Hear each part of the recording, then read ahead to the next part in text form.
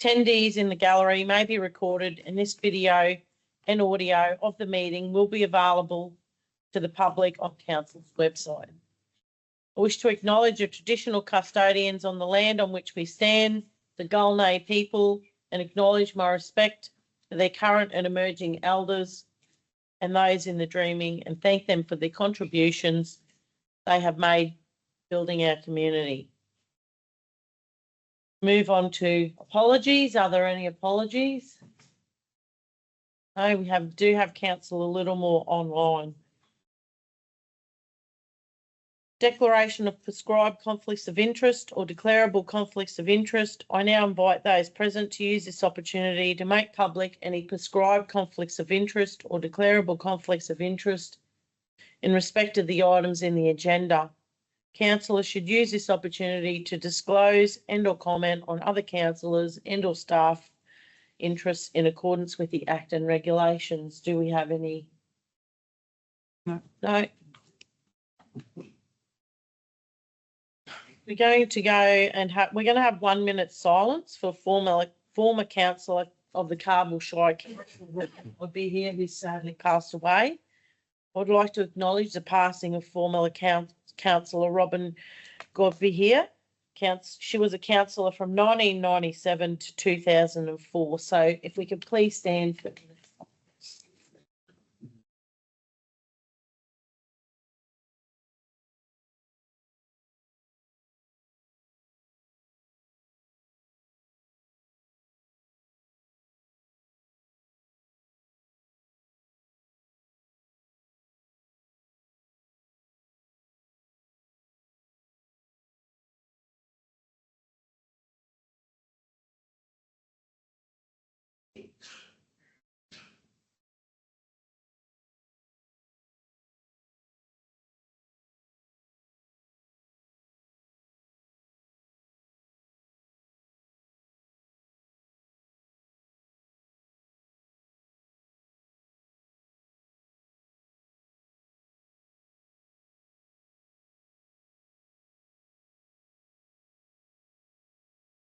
Thank you.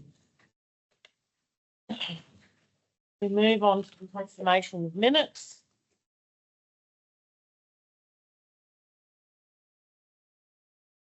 I now call for mover and a seconder to confirm the minutes of local government meeting held 28th of August 2025 as true and correct record.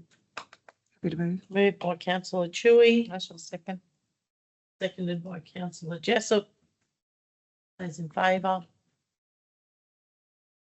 Carried. Thank you. Councillor Littlemore, are you there? Yes, I was just trying to figure out how to put my hand up for the vote. So I worked it out you're now. happy In happy favour. to move? Okay, thank you. Yep. Carried. Move on to any business arriving from the previous minutes. Anybody got any business arising? No? Okay, we shall move on to 3.1. I now call for a mover and seconder to confirm the receipt of the following minutes. Audit Committee meeting held 20th of August 2025. Traffic Advisory Committee meeting held 13th of August 2025 and Speed Management Advisory Committee meeting held 13th of August 2025. Moved by Councillor Pervin. Somebody second it? Happy to. Councillor Chewy. Those in favour? Councillor Littlemore. He's got his hand. All in favour. Thank you. Carried. Thank you. Thank you very much. Okay, we move on to fees and charges waiver. Ms. Hack will present.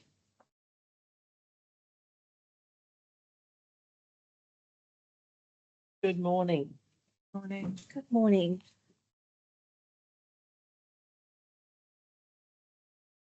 Thank you. I'd like to present the fees and charges waiver or reduction policy review item.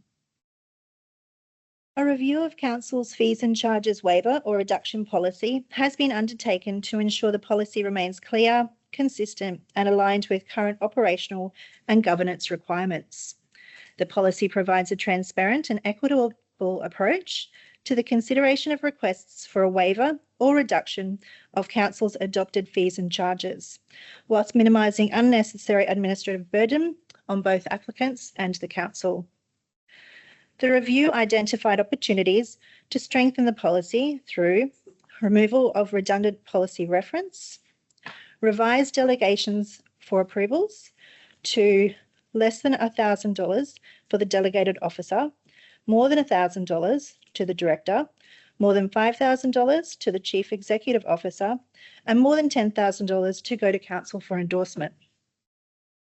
The addition of definitions to improve clarity and consistency across Council's policies. Example, the delegated officer and a not-for-profit organisation. Improved scope wording. Decreased exemptions. For example, events or permits already supported or funded by Cassary Coast Regional Council, the Queensland Government, or federally funded programs will not be eligible for any further fee waivers or reductions to avoid duplication of support, and updated review cycle, aligning the policy's review date to May 2026 to coincide with the annual review of Council's fees and charges register. Together, the proposed amendments are intended to strengthen the overall clarity and operation of the policy. My recommendation to Council is that Council adopt the fees and charges waiver or reduction policy as attached to this report. Councillor Chewy. Through the chair, thank you, Ms Hack. So ultimately, does this make it easier for groups and people to, when they're looking for support? Through the chair, this policy has been in place for 1 year, and definitely the review and definition of the support given to them is much more clearer. Yes. Thank you. Thank you. Sorry, happy to move. A second. Happy to second. Hello. Is everyone happy to have the delegation at more than 5,000 for the chief executive officer? Everyone's comfortable with that? Yes. Yeah. Yes. Is that a verbal response? Okay. Thank you. If I may speak to that, Ken. Sure. Don't forget that any decisions made are still under a COI, so I'm comfortable with that decision. That the chief executive officer do anything above 5 and below 10. I did have another point that possibly if there was a conflict of interest by the CEO to make that decision, then it would come to council, I assume. Through the chair, absolutely. I think this year to date, we haven't seen any waivers that sit above about that 2,000 mark. So it would be quite unusual that we would see my delegation used. The past 12 months, I haven't had to use that delegation under this this policy. So yeah, it would be very rare that we would have that. And if it, in that instance there was a conflict of interest, then yeah, absolutely that would be declared. I would imagine so, but I just had to pop that on record. Thank you. Through the chair, I can confirm I'm not on an executive of any of those committees either, so that conflict would be minimised for that purpose. Would we be notified anyway if there was something that was more than 5,000? Look, under the delegation, there wouldn't be there's no requirement in the current policy to for provision of reporting, but certainly we review this policy regularly, and upon that review, we would work through the individual waivers that have been provided. But these are typically used for permits through our reg services for events and for things similar to that. Okay, so we've moved and seconded. All in favour? Councillor Littlemore? In favour. Thank you. Thank you. Okay, we move on to 4.2, community projects and initiatives, and Ms. Hack will present. Thank you. Thank you. I'd like to present the community projects and initiatives round one of 25-26 funding streams. Round one of the community projects and initiatives program stream opened for applications on the 1st of August and closed on the 8th of September. A further week was given to applications requiring minimal changes to achieve eligibility, closing on Sunday, the 14th of September. Council is asked to consider the assessment panel's recommendations for the 2025 to 2026 round one of the Community Grants and Support Program. Community Projects and Initiatives Program stream. 17 applications were submitted to the Community Projects and Initiatives Program stream, with 16 applicants deemed eligible under the guidelines. A further 7 applications were commenced in the Smarty Grants portal, but not submitted by the due date. Total projects submitted for consideration was total major projects submitted for consideration was $550,943 worth. The total major projects funding requested was $71,852. Major projects funding recommended $48,138, and I'll go through those shortly. Minor projects submitted for consideration was $32,907. Minor projects funding requested $11,753. Total minor projects funding recommended, and I'll go through those in a minute, $9,854. No millions. Total applications recommended for funding, $58,192. The applications put forward for recommendation funding leaves a balance of $1,808 in this funding stream. And as per previous years, the remaining balance of round one funding will be rolled into the next round, round two, given a total pool of $61,808. And I'll just go through my recommendations that Council endorsed the following recommendations of the assessment panel of round one of the 2025-2026 Community Grants and Support Program in the Community Projects and Initiatives Program stream. Applicant Mamo Aboriginal Corporation RNTBC for their project Darajee Jubail Yulgai, and I've probably got that wrong, and I just thank those that told me how to say it, and I probably did stuff it up. With grant funding recommended $7,200. Cardwell Sports Fishing Club Incorporated for their Cardwell Barra Bonanza. Grant funding recommended $3,570. Applicant Simo's Boxing Club Indigenous Corporation for Simo's Boxing Tournament. Grant funding recommended $6,975. Cardwell UFO Festival Incorporated for their Cardwell UFO Festival 2026. Total grant funding recommended $7,500. Innisfallen District Tennis Association Incorporated for the Innisfallen District Tennis Association Centenary Celebrations. Grant funding recommended $3,946. Applicant Innisfail Community Band Incorporated for their Extending Music Performance Project. Grant funding recommended $2,500. Applicant Cassowary Coast Uniting Church for their project Cooler Together, upgrading kitchen access for local groups. Total grant funding recommended $2,000. Applicant Wildlife Preservation Society of Queensland, Cassowary Coast Hinchinbrook Branch Incorporated for their Welcome to Cassowary Coast Cardwell project. Total grant funding recommended $7,500. Applicant Life Education Centre Foundation Queensland Incorporated, Healthy Minds Resilient Communities Project. Grant funding recommended $3,093.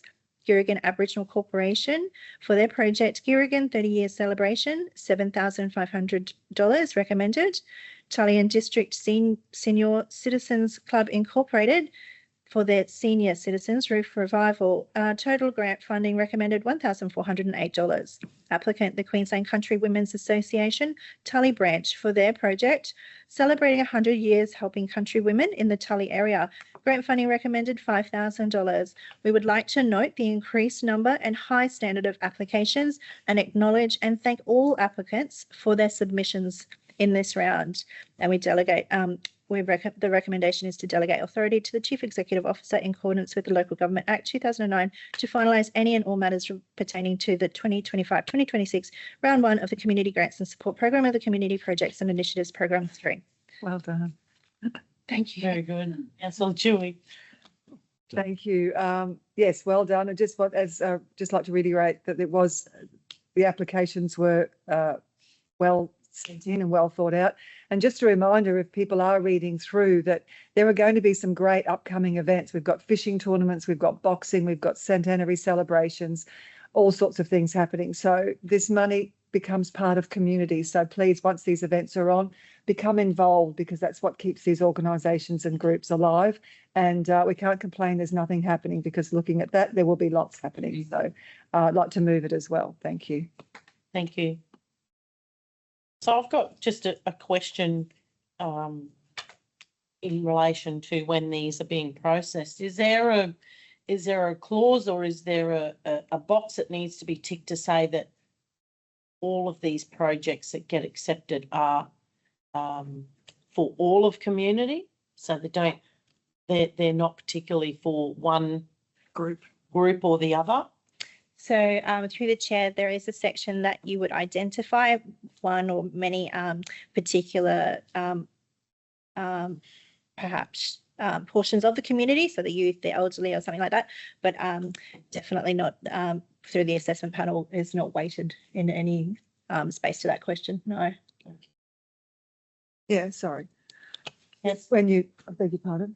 You're right. Yeah, so Okay. yeah, while you can tick the box that you think your project might be more suitable for the seniors, or more suitable for young people, or more suitable for pensioners, my understanding is that it is not defined just for those people to Yeah. attend. Yep. But you have creating an audience for particularly might interest that group, That's but right. anybody can attend. But Is anybody. that correct? That is absolutely correct. Yeah, Yeah, thank you. yeah. Thank you. Councillor Bain? Sorry, councillor. No, that's fine. Thank you, Chair. You weren't looking this way. Probably. Probably further too, and carrying on for the conversation you just had, this is about grants and initiatives, or community grants and initiatives that benefit the Cassowary Coast region as a whole. Correct. And I think any of these sort of grants and initiatives have that on-flowing effect. Just the thing I wanted to ask the question of Miss Hack, and to point out, because we've got the Wildlife Preservation Society of Hinchinbrook, but that Wildlife Preservation Society of Hinchinbrook is actually based in Cardwell. So it is within the Cassowary Coast region. So don't be thinking we're giving money to the Hinchinbrook Actually, Regional Council, Yes. Shire Council. But it's good for us to be aware of this. And again, great project, and it's going to benefit the Cassowary Coast region as a whole. So it's really important. Great work on these. I understand it was a really, really busy round. So well done. Thank you. very good. Any further comments? We've got a mover. Happy to second. Happy to second. Continue straight onto Avenue Turnbull, then turn right onto Rue Lockwell. You got Siri on, councillor? Those in favour? Yes.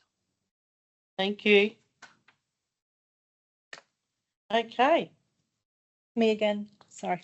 over to you. Thank you. Ms. Hack. Thank you. Superstar. I would like to present the report on the Community Infrastructure Support Round 1 of 25-26. Round 1 of the Community Infrastructure Program stream opened for applications on the 1st of August and closed on the 8th of September this year, 2025. A further week was given to applications or applicants who fell short of eligibility to provide more evidence within their submission.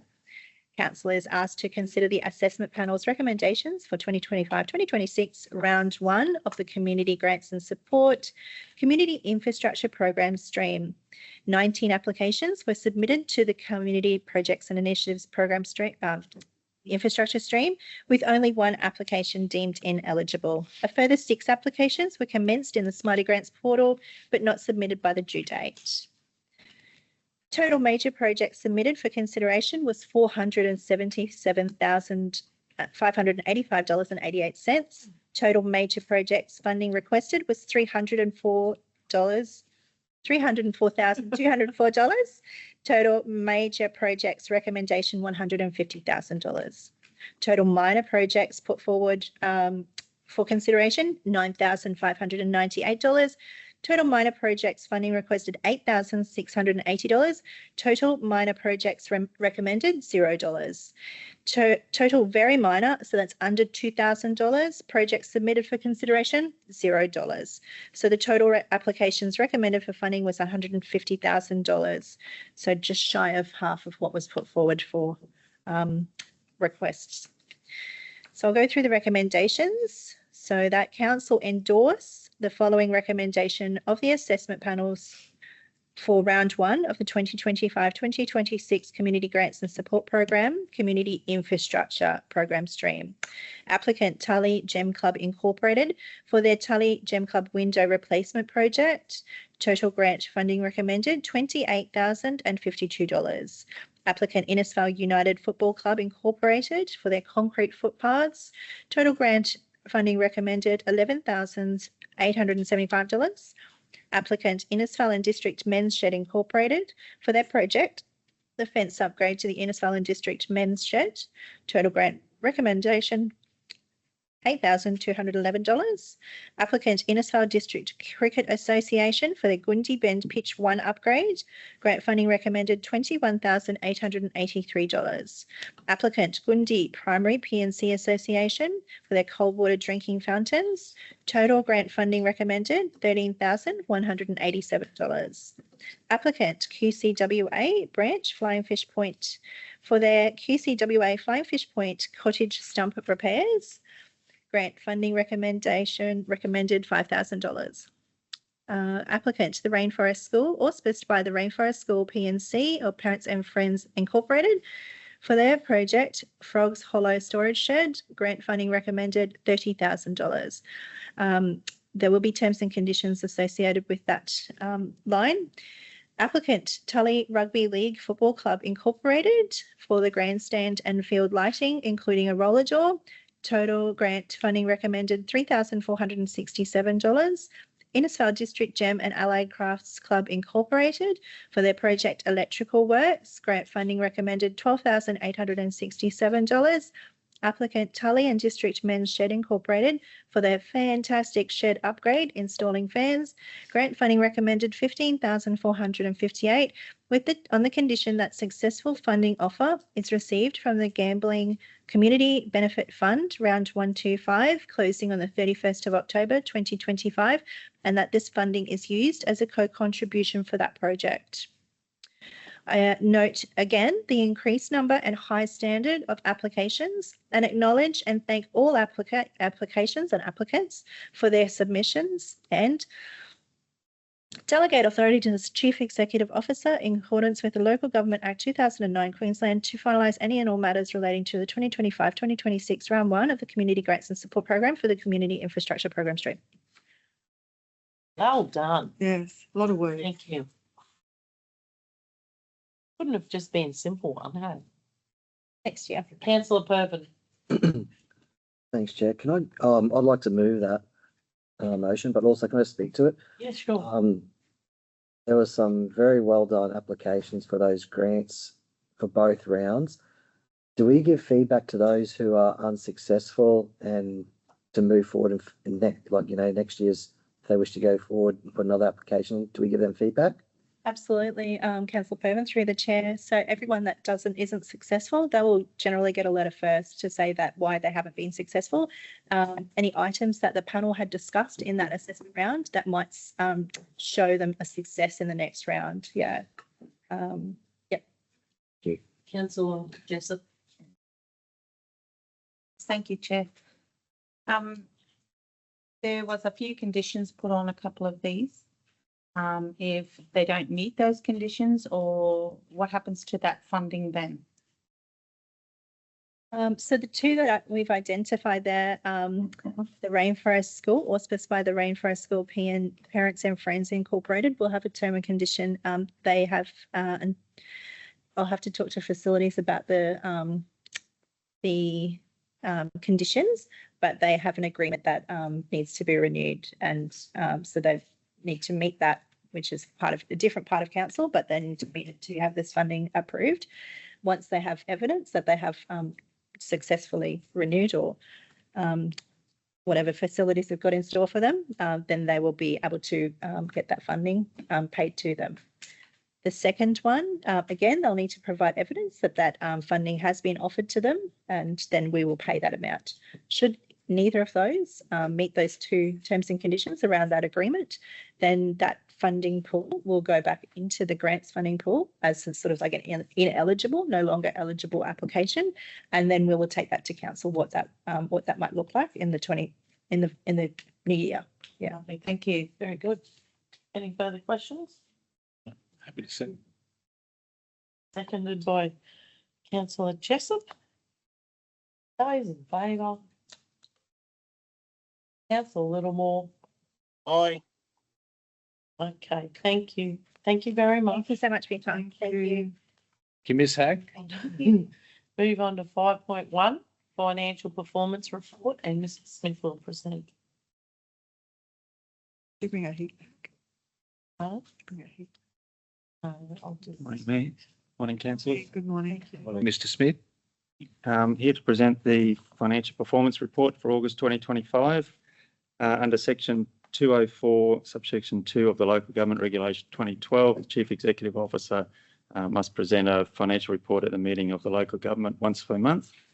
Some of the financial performance highlights for August, or up to the end of August. Operational revenue year to date is $49.2 million, which is less than budget by $3.6 million year to date. Operational expenditure year to date is $22.1 million, which is greater than budget by $1.8 million. This results in an operational profit for the year to date of $27.1 million, which is lower than budget expectations by $5.3 million, largely due to the prepayment of the 2025-26 financial assistance grant. Total capital expenditure, including commitments, represents 27% spent of the $106 million budget.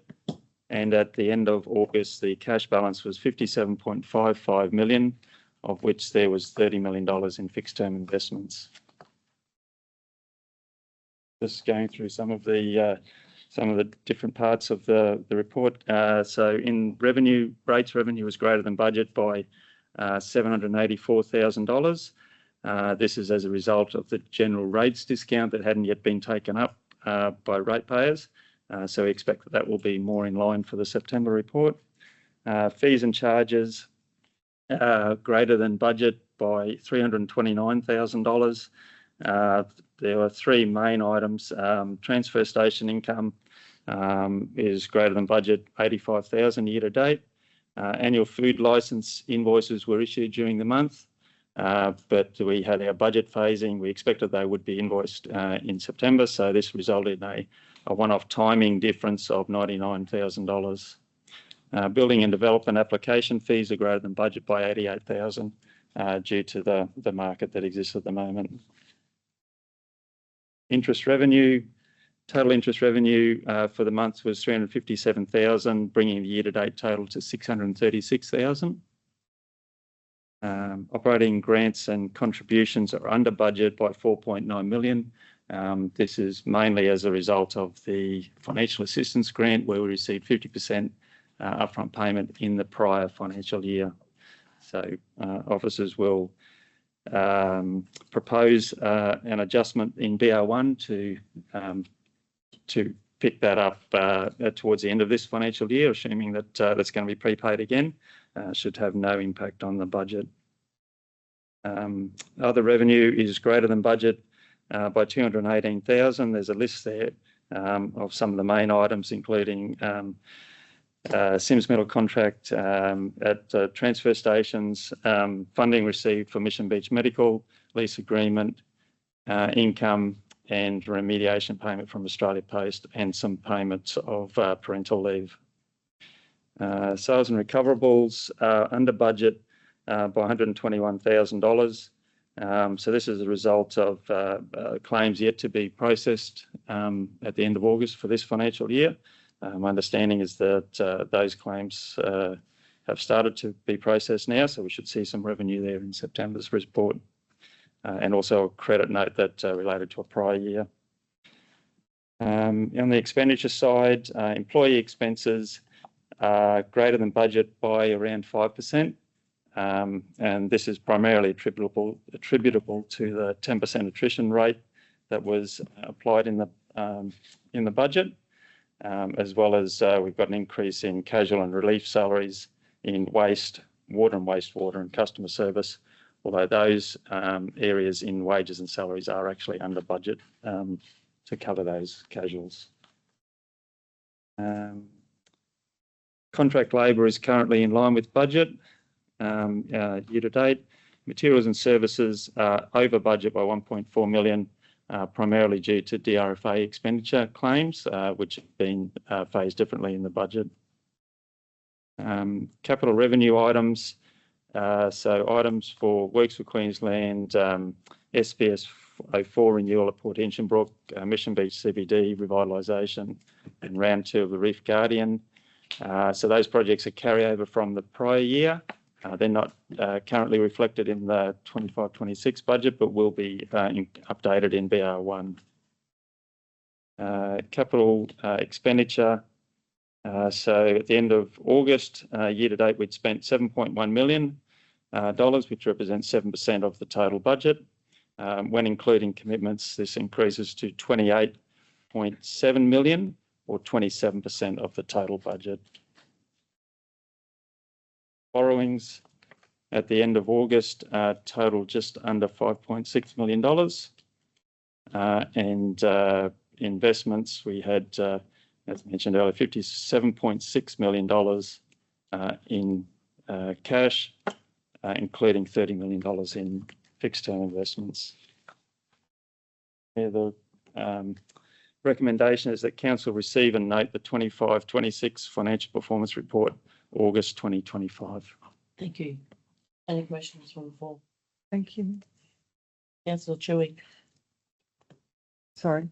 Thank you, Mr. Smith. Just going back to the rates, obviously we've had a huge inundation of people paying at customer service spots. So I'd like to acknowledge and thank our team down there, because I've walked in many times and they have been very, very busy. So we thank everybody for being respectful to our staff. There are many ways, Mr. Smith, that people can pay their rates rather than leaving it to the last minute. I know we've now got payable. Would you like to talk to that at all, or whether Mr. Straveski would like to come forward, whatever you feel comfortable with? Through the chair, I do have some stats from payable that were from late yes afternoon. So out of the 17,000 odd assessments, we had a total of 1,551 assessments, active accounts through payable, or 9.04% of the total payable usage rate, which is just a 1,500 over 17,000. So, which I think is a decent result. Thank you. And so we still, people, just because the rates are now paid, we still encourage people to come and talk to staff. Is this correct? Yes, sorry. Through the chair, absolutely. I mean, payable is one of the. Yeah, we because as I said, as I've walked into customer service, there were people queuing to pay, there were people queuing to sign up, there were people queuing to get their pensioner discount. So to relieve that last minute rush and frustration caused, that is caused, what do we, can they still come in now? Yes, thank you. Absolutely. Look, we have many options for our community to pay, and clearly if people feel comfortable to do it face to face and come to our customer services, we encourage you to do that. But one of the things that we do have now is payable, and that is an opportunity for many of our community to go online and arrange and make that payment arrangement themselves. It's pretty self-explanatory. If you're not comfortable with that, well, you can come to the Customer Services Centre to arrange for you to be on payable. But what really that gives our community an opportunity is not to have to wait to make payments, twice a year in full. One of the greatest opportunities of using the payable system is that our residents can now start upfront paying on a weekly or a fortnightly or a monthly basis, if that's what would be really help them in their budgeting process. And we found that a lot of our community members, so those 1,500, many of them have really taken up that opportunity to pay their rates on a weekly basis, because it's in much smaller instalments. It feels like a lot less of a burden when a little bit of money is coming out weekly or fortnightly from your account. And just to clarify, the discount still applies? Absolutely. The discount will still apply for those community that choose to do that in paying in upfront instalments. So it really represents we've done this to make it easier for our community to be able to pay their rates. We understand how difficult it can be with cost of living. So this really provides that flexibility to all in our community. Is there any extra charge on their rates to use that facility? No, there isn't, Mayor. Thank you. Thank you. Thank you. So I've got a question. It's on page 5. It's got in borrowings waste/fleet loan. Is that fleet for waste, or are they two separate entities? Through the chair, no, that is fleet for waste. So that is things like trucks and loaders and compactors that were purchased once council took over the transfer stations. Okay. Mayor, just looking at that table, the remaining life shows that there's only 3 years left on that loan as we pay that down. But certainly there's no new borrowings for fleet. We'll be funding those out of our depreciation in that asset class. Okay, so further to the fleet. Yeah, I'll have a discussion offline about that, but yeah, okay, that's good. Thank you. Any further comments? No? Happy to move. Happy to move? Happy to second. Moved by councillor Baines, seconded by councillor Jessup. Those in favour? Councillor Littlemore? All good, thank you. Thank you very much. Thank you. Move on to 5.2, fees and charges, and Ms Hudson will present.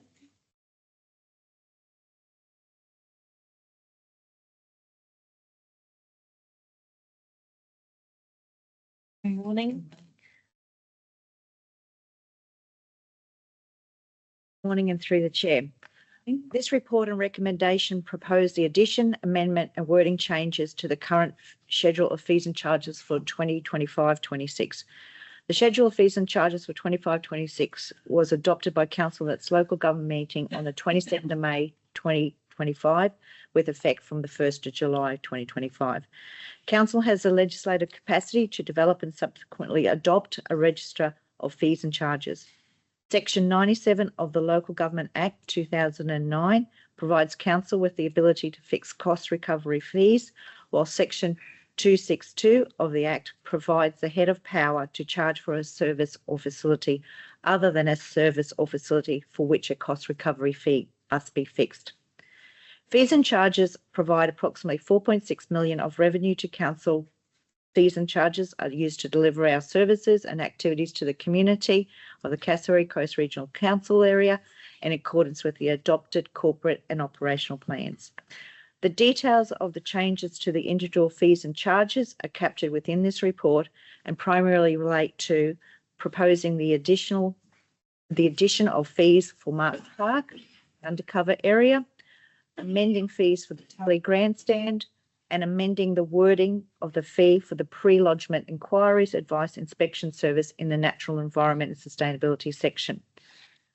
For consistency and transparency in relation to Marks Park undercover area, it is proposed that this facility, including the kitchenette, be added to council's fees and charges schedule and the fees that be applied for use and hire. Previously, bookings were made through a third party and council had a lower level of oversight and understanding of the management and servicing requirements. Bookings for Marks Park undercover area have now been moved into council's online venue booking platform. Usage has predominantly been by commercial personal trainers, health and wellbeing providers, with the occasional use for community sporting and not-for-profit events. No fee hire had been previously applied, nor public liability insurances checked undertaken. Demand for the venue is growing, with several upcoming events seeking to book the undercover space and adjacent sports oval.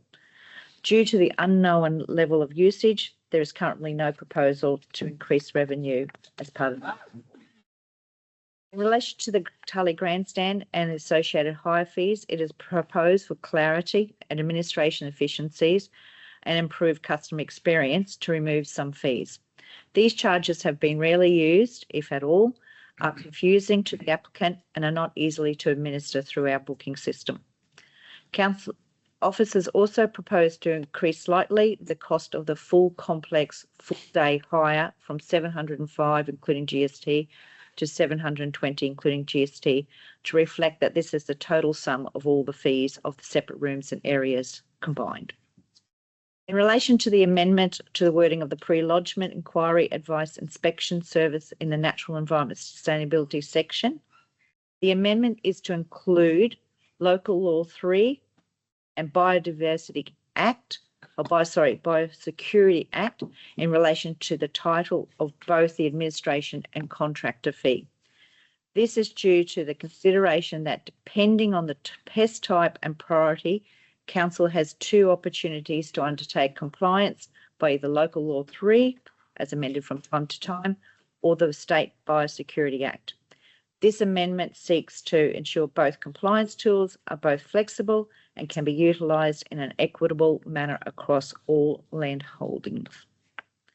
The recommendation is that Council approves the proposed amendments to the adopted fees and charges schedule for the financial year 25-26 as outlined below, and authorises the Chief Executive Officer or delegate to update and publish the amended fees and charges schedule effective from 25 September 2025 in accordance with Section 97 of the Local Government Act 2009 and other relevant legislation. Councillor Jessup. Yes, good morning, Person. This is a way better piece to look at. It's more clarified. Definitely people will be able to see some sort of direction here. I will probably get you. I think there must be a bit of a typo for the full complex. The numbers aren't adding up to 720. I think we might have just cleared the old line at the end. Yep. So yeah, We can amend yeah, that. that needs to be amended. But other than that, yeah, this is a lot more clarification for people. So thank you. Good work.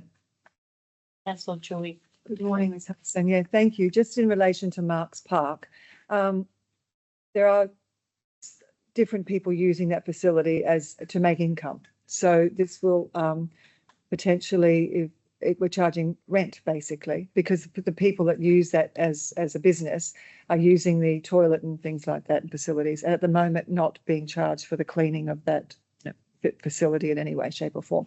However, I went there the other day and there were young people in there playing basketball, so it won't impact people that wish to just go and. No, for casual users that aren't booking, so for everyday people who are just going down there, sheltering maybe out of the wind or rain, or young people who are having a game of basketball or handball, there is no charge. It is for those organised groups and organised events and activities where they are being conducted for either commercial business gains or for a community event. And again, Council's fee waiver applies for those that are not-for-profit or community. Thank you. If somebody wanted to have a birthday party there, do they have to pay? Do they pay a bond and a rent? Do they pay a bond to secure the toilets are clean? So if, for example, we can hire it for birthday parties or a commemorative event or something like that, but the fees and charges would apply. There would be a bond applicable in terms of that event activity, depending on its impact potentially and what they are using. So they may just use the undercover area or they may choose to use the kitchenette. In that case, then those particular fees will be applicable to that. Thank you. And the kitchenette is fully functioning?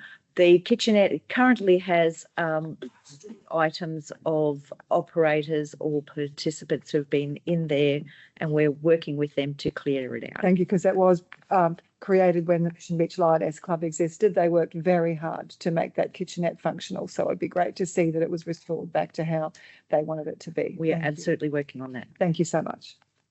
Councillor Baines. Just and a follow on from Councillor Chewy's question. So, I mean, a birthday party, say, as an example, if they wanted exclusive use of the area, it would be appropriate for them to put in a booking and etc. But if they just wanted to turn up and they didn't mind that other people were there, then no need. It is. But that's that Yes. exclusive or casual Yeah. Yes, usage. it's similar to, they would still have access to the public toilets, of course, Yeah. but they wouldn't have access to the other facilities. We can't make it absolutely exclusive because we can't shut it Got it. down and physically, It's a public space. it's a public space. So yep, first in, first first. Yeah, but if they put an application in, that they have a reasonable They have, expectation of Yes. exclusive use. yes. Thank you, Ms Hudson. So further to the comment about the Tully grandstand in the full complex hire, that doesn't include the outside bits. That's No. only the building. That's purely all the meeting rooms, the kitchenette or the kitchen and the canteen areas. That's the whole of the grandstand itself. It does not include the showground grounds, which is a separate fee, which is already established in our And it fees would and also charges. exclude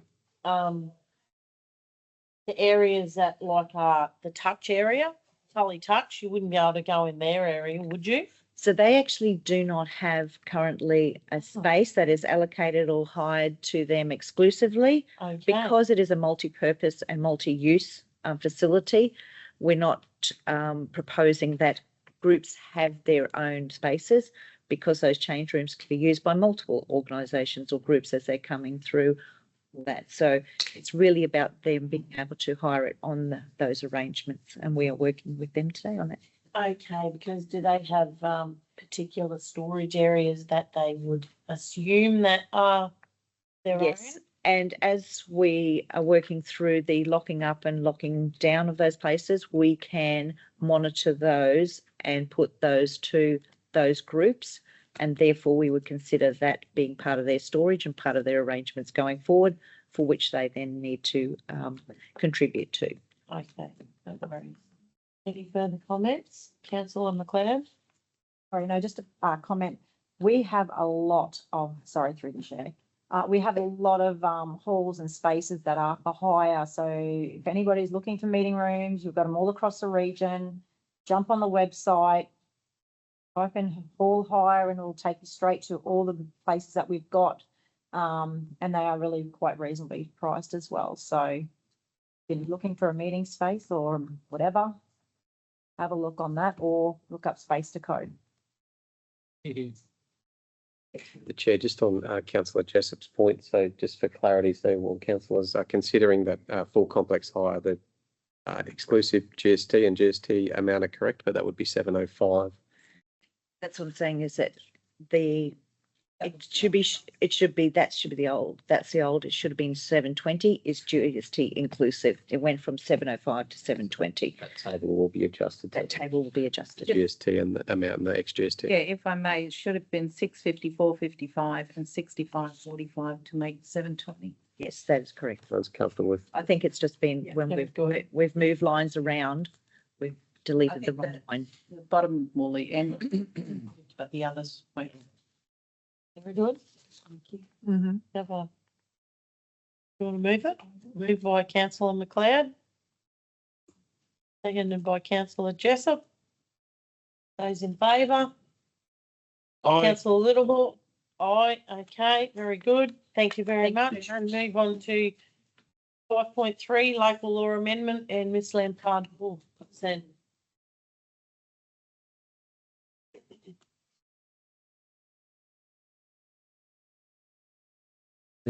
Good morning, councillors, Madam Mayor.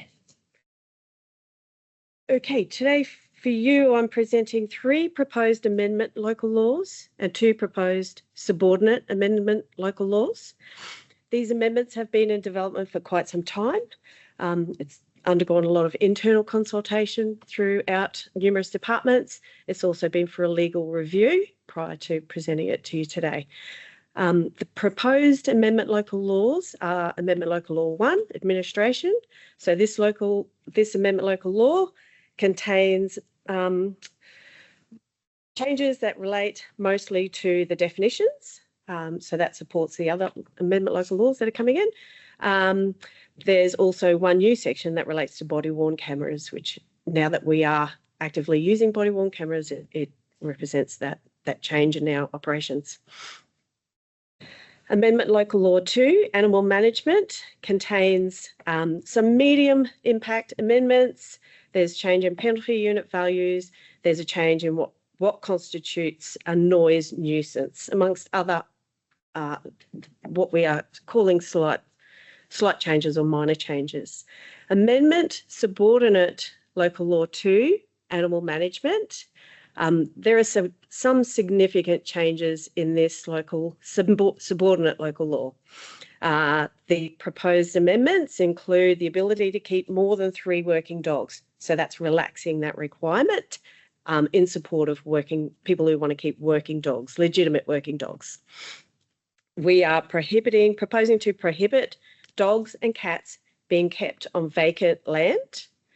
We have a new section around the keeping of noisy birds. So this is a proactive measure to avoid complaints and customer requests where people keep noisy birds, and we otherwise have to deal with them under the noise nuisance provisions.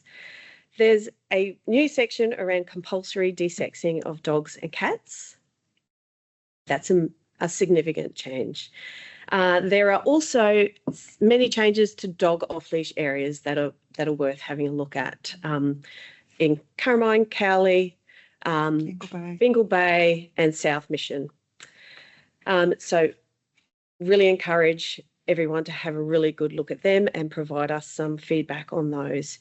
Then we go into Amendment Local Law 3, Community Environment, and Amendment Subordinate Local Law 3, Community Environment.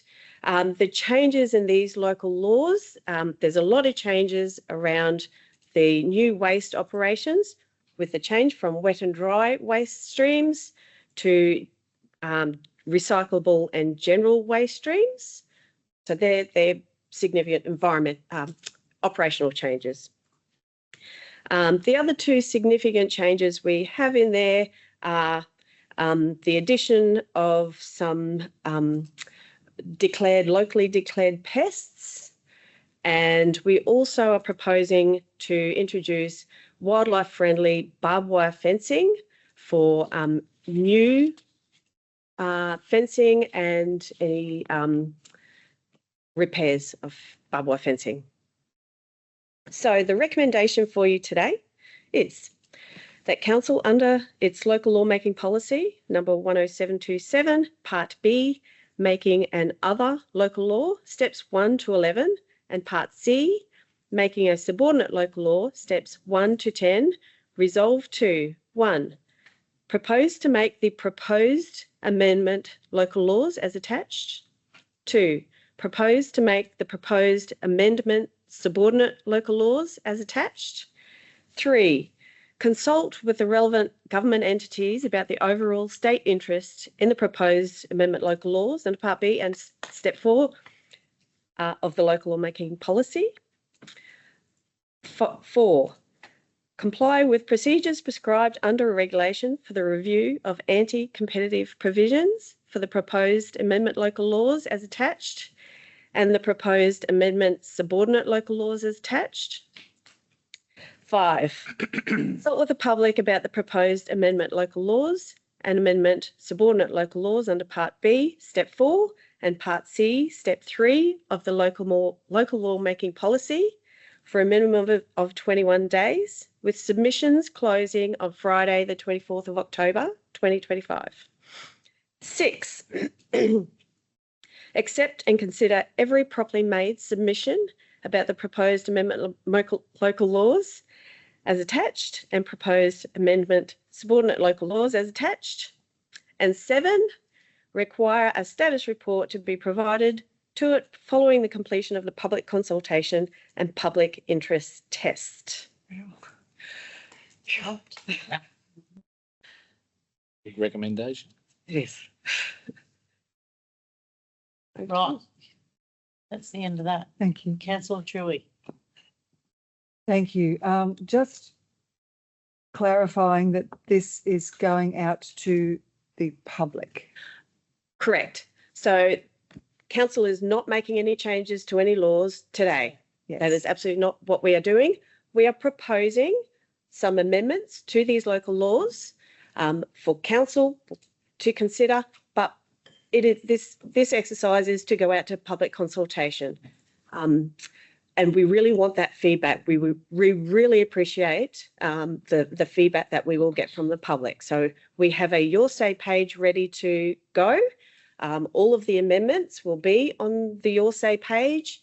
There will always also be explanatory notes that explain in plain English what each section means and why council is proposing to make these changes. So, yeah, so just clarifying that if you put your comments in the comment on the Facebook council post, that will not be considered. That will not be It considered. needs to go through the yours, because we do know that will happen ultimately. So please, you know, go through the proper channels. And the new dog off leash areas, that is also obviously open for people, whether they're for it or against it. We need to hear. Then that will come back to council following on the assessment of the public commentary. Yes, so the proposal is that we assess the consultation. That closes on the 24th of October. We'll bring that in. We'll provide you with a report in November on what consultation we've received. Sorry, just one more. Is there an opportunity for local, I know how busy local laws are, but will there be any public sessions with team members that people can talk to, or they have to go online is my question? Right, yes, they have to, they don't have to go online. There is an online submission that is quite easy, and we've tried to make it easy and simple. You can just select the section that you're going to make a submission on. You can provide a written submission to council as well. Okay, thank you. Sorry. Councillor Baines. That was probably my next section. So great segue. Thank you, Councillor Chewy. Into that a written submission can be made. Yes. So because we encourage people to make a submission regardless of your technical abilities, because community speaks a lot about they're never asked, they're never provided the opportunity to be given their opinion. There are some things in these local law amendments that should pique a lot of people's interests, and as many people as possible need to become involved in this and be part of that feedback. Once all that comes back and we sort out our piece, we still have to send it for a state interest check, do we not?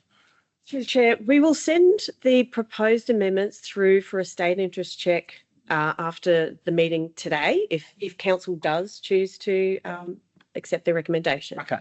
Just to expedite that process, otherwise it's... Okay, that's great, because that was probably part of it, because sometimes it seems like it gets long-winded. So we can actually put that in now for state interest, but then still include the amendments that may come back from community consultation. We do need to take into account the state comments as well. I know. We bring it to you. Okay, thank you. Well done. I'm happy to move. Nice. Councillor Pervin. Yeah, thanks. Mr. Lampert, just in relation to the desexing of dogs. So for me, this is a very controversial issue. I know it's going to go to consultation, but basically, as we're putting it here, we're putting out that it's compulsory for dogs to be desexed.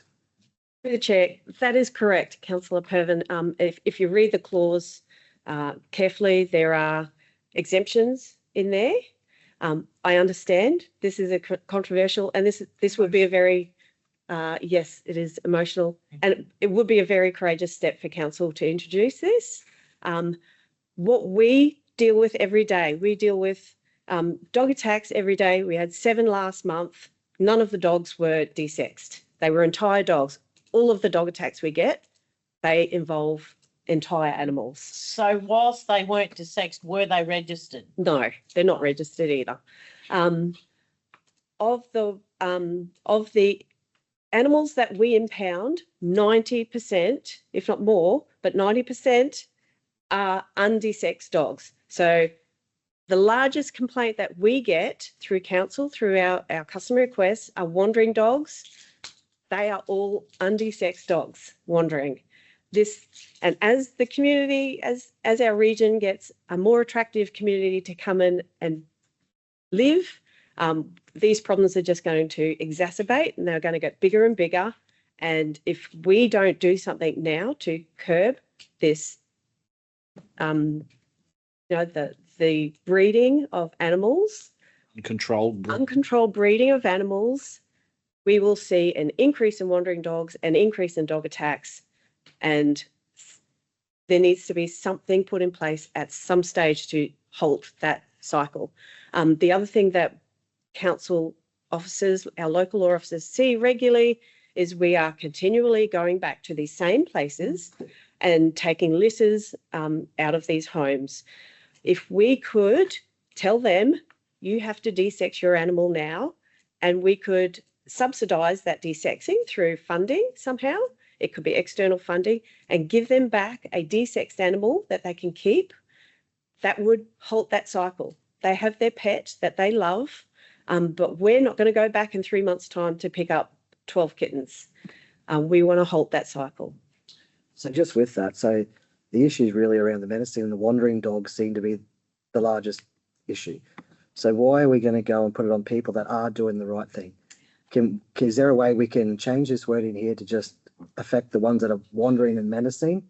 I myself, I'm not comfortable putting a blank carpet across everybody. Through the chair, I have made inquiries about that, and yes, it is possible. We can put another section into that clause that requires that it be in accordance with best practice management. The local law supports documents that are best practice management. It is more or less a policy that provides guidance on how that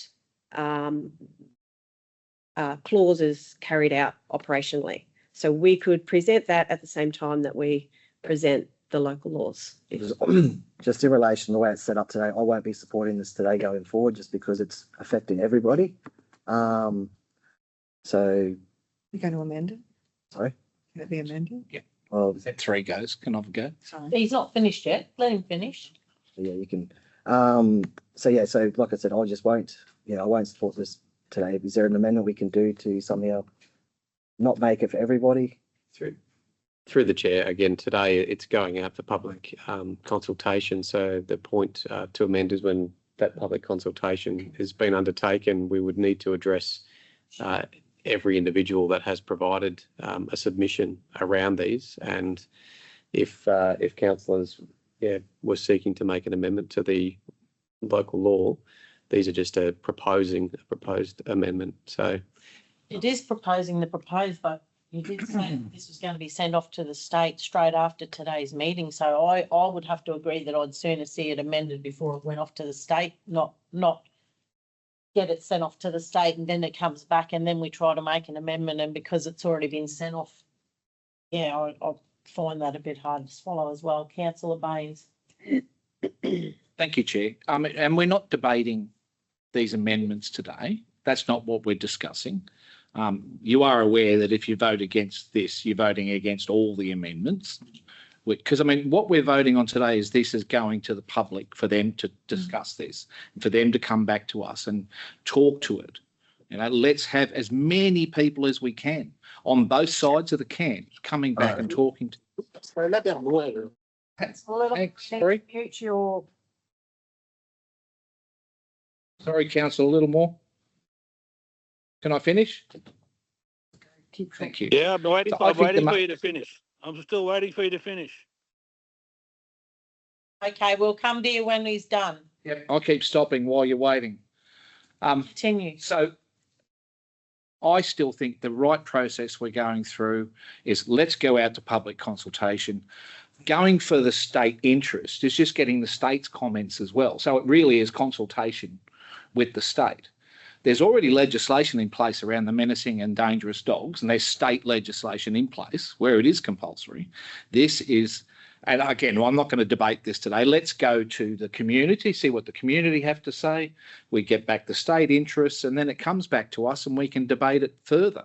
But just, Councillor Purban, and I understand your stance, but I would caution you voting against all the other local law amendments as a point around one amendment. But that's your business. And his absolute democratic right and his business to do whatever. Or more. Thank you. I'm finished. Thank you. Councillor Littlemore. Thank you, Chair. Chair, if this goes out to public consultation, we're specifically talking about the desexing of dogs, we'll And get cats. slammed for it, and people and cats will get slammed for it, and people won't come up with other suggestions. All they'll do is see the negative side, which is what concerns me. We've heard from the officer that the dogs that are collected are not registered. And look, I'm all in favour of desexing dogs that are collected that are not registered before they're returned. But what we will do, I believe, is we'll alienate people who choose to keep an entire dog and are happy to pay the registration. They'll be the ones that'll actually probably read this stuff. The people that are delinquent around animals, cats or dogs, are really, all they'll do is jump up and down on the spot about the fact that we want to desex their animals. I think we need a different approach to this. And I'm currently with Councillor Pervin. Even if we take that particular section out as an amendment, that we go back to the drawing board around ways to address the problem. I don't think that the current proposal, while it's a solution, is not a workable solution. Thank you, Chair. Thank you, councillor Jessup. you, Chair. So there's always been fines in place for people that aren't doing the right things with their animals, and that doesn't seem to be working. So I suppose these sort of things need to be looked at. I'm not comfortable. I have an entire dog. I try to keep him home. You've got other dogs on here, and he does take off on me. But I am about to put another fence up to make sure that his enclosure is a little bit bigger and give him the running room. So I suppose the people that are genuinely happy to keep an entire dog have to do the right thing. And if they're not, then maybe they shouldn't be allowed to have dogs or cats or anything like that. So I suppose I'm not entirely happy with the way this is worded, but I can understand. And I think if people really think about their own places and what run-ins they may have had with other animals, and maybe they can come up with some solutions as well. This is not the only solution, but it is a possible solution that could be tabled.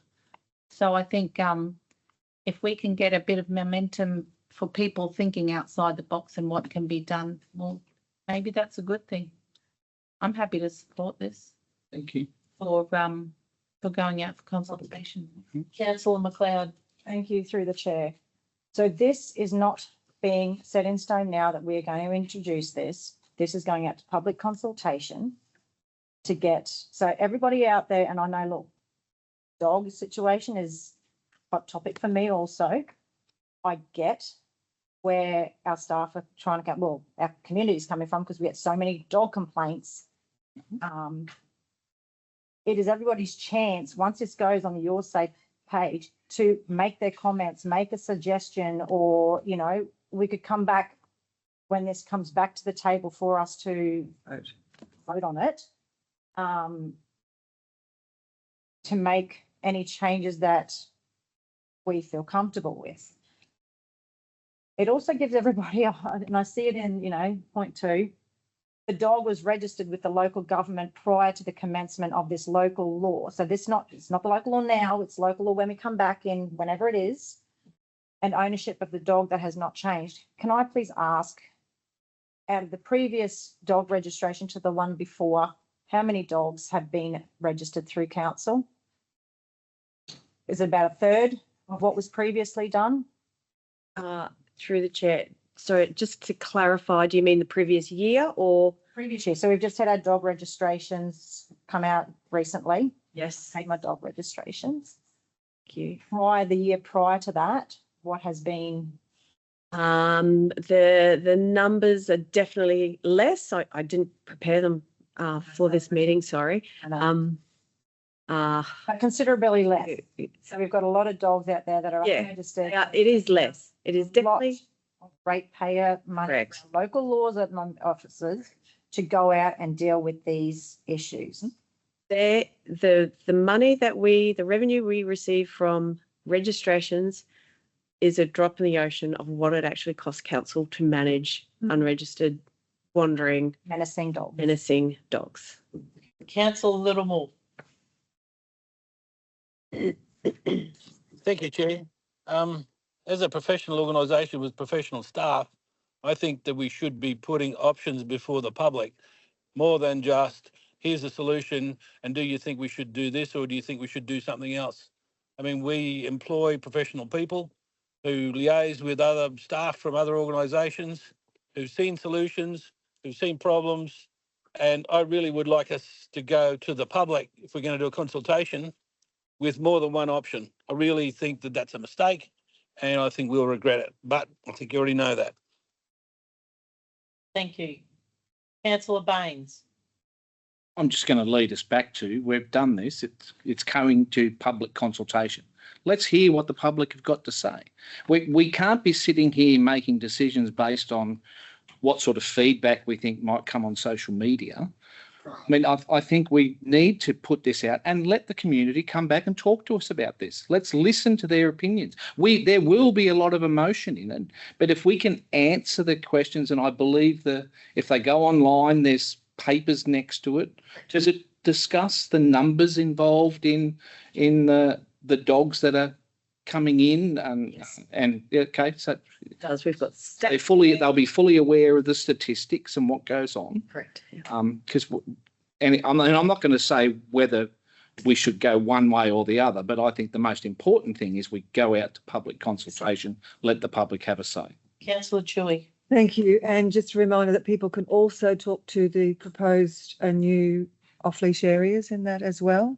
So that is at Bingle Bay, which I know when I talk to my Bingle Bay residents, they're very keen. So once again, please go online if you wish to support or not. Curramine Beach, once again, that's been raised with me as well. So please go online and have a look.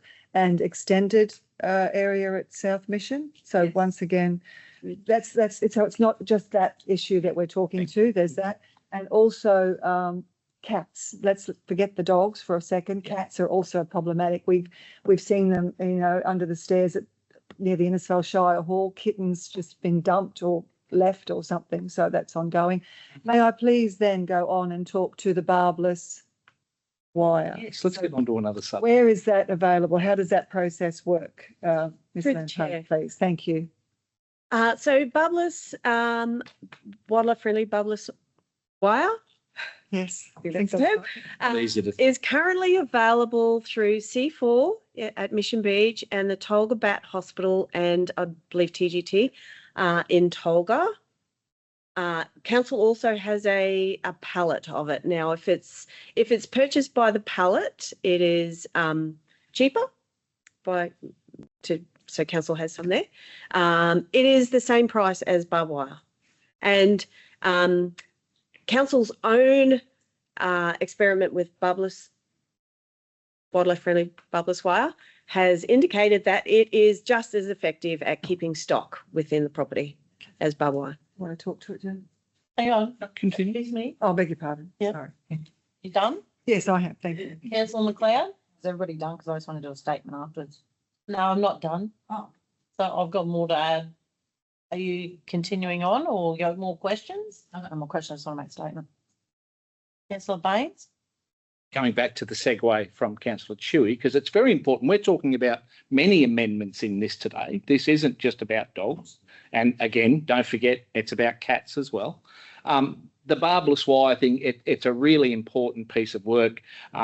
We've got the data on that as well. I believe, will that be on the Your Say page, maybe? Chair, yes. Yes, I'll just review what we've got on there and make sure that. Because it might be important because, again, it's no extra cost.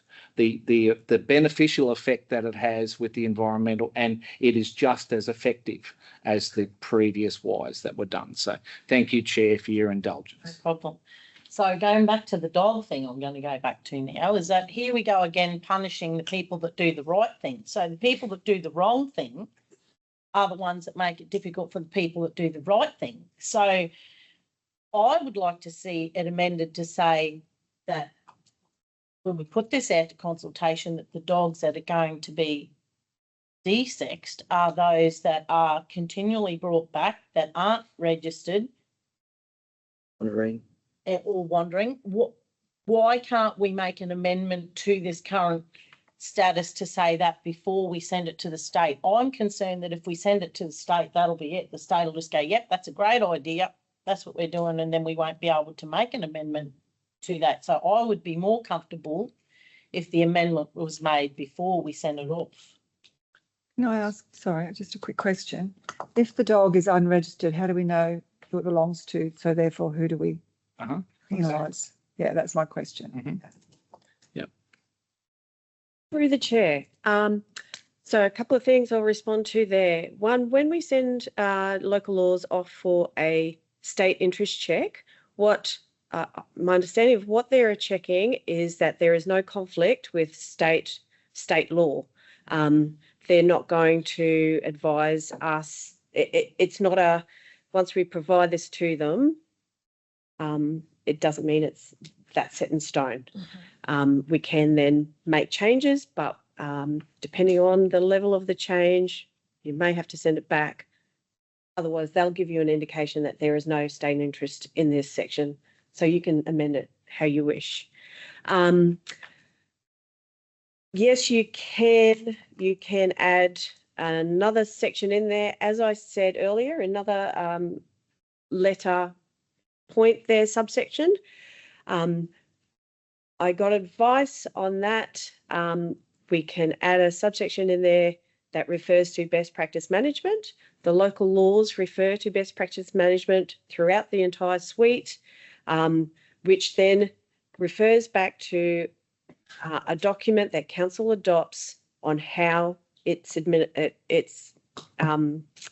delivered on the ground operationally. So that is where we could have a best practice management document that outlines all of those concerns that you do have. And I will add that it is not our, operationally from the team, it is not our intent to go door to door and start making people desex their animals. That is not the intent here. The intent is to stop that indiscriminate breeding that we go back to every day. That is what we're trying to achieve here.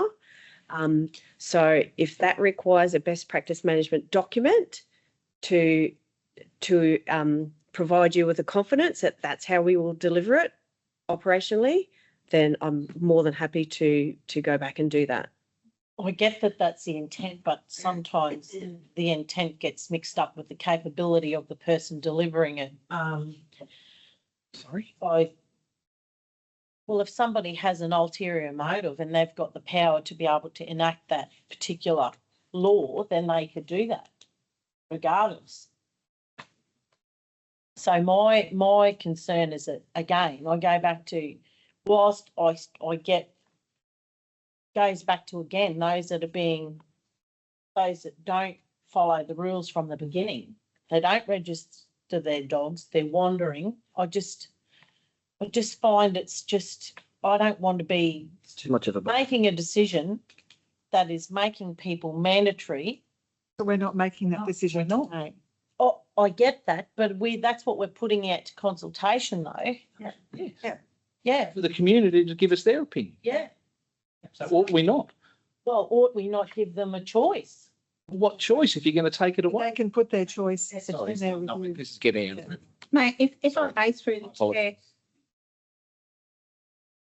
does this have, can we do the consultation with the constituents prior to sending this off? Oh, no. No. Because we're asking them for their input. Yeah. So it can't be done the other way around.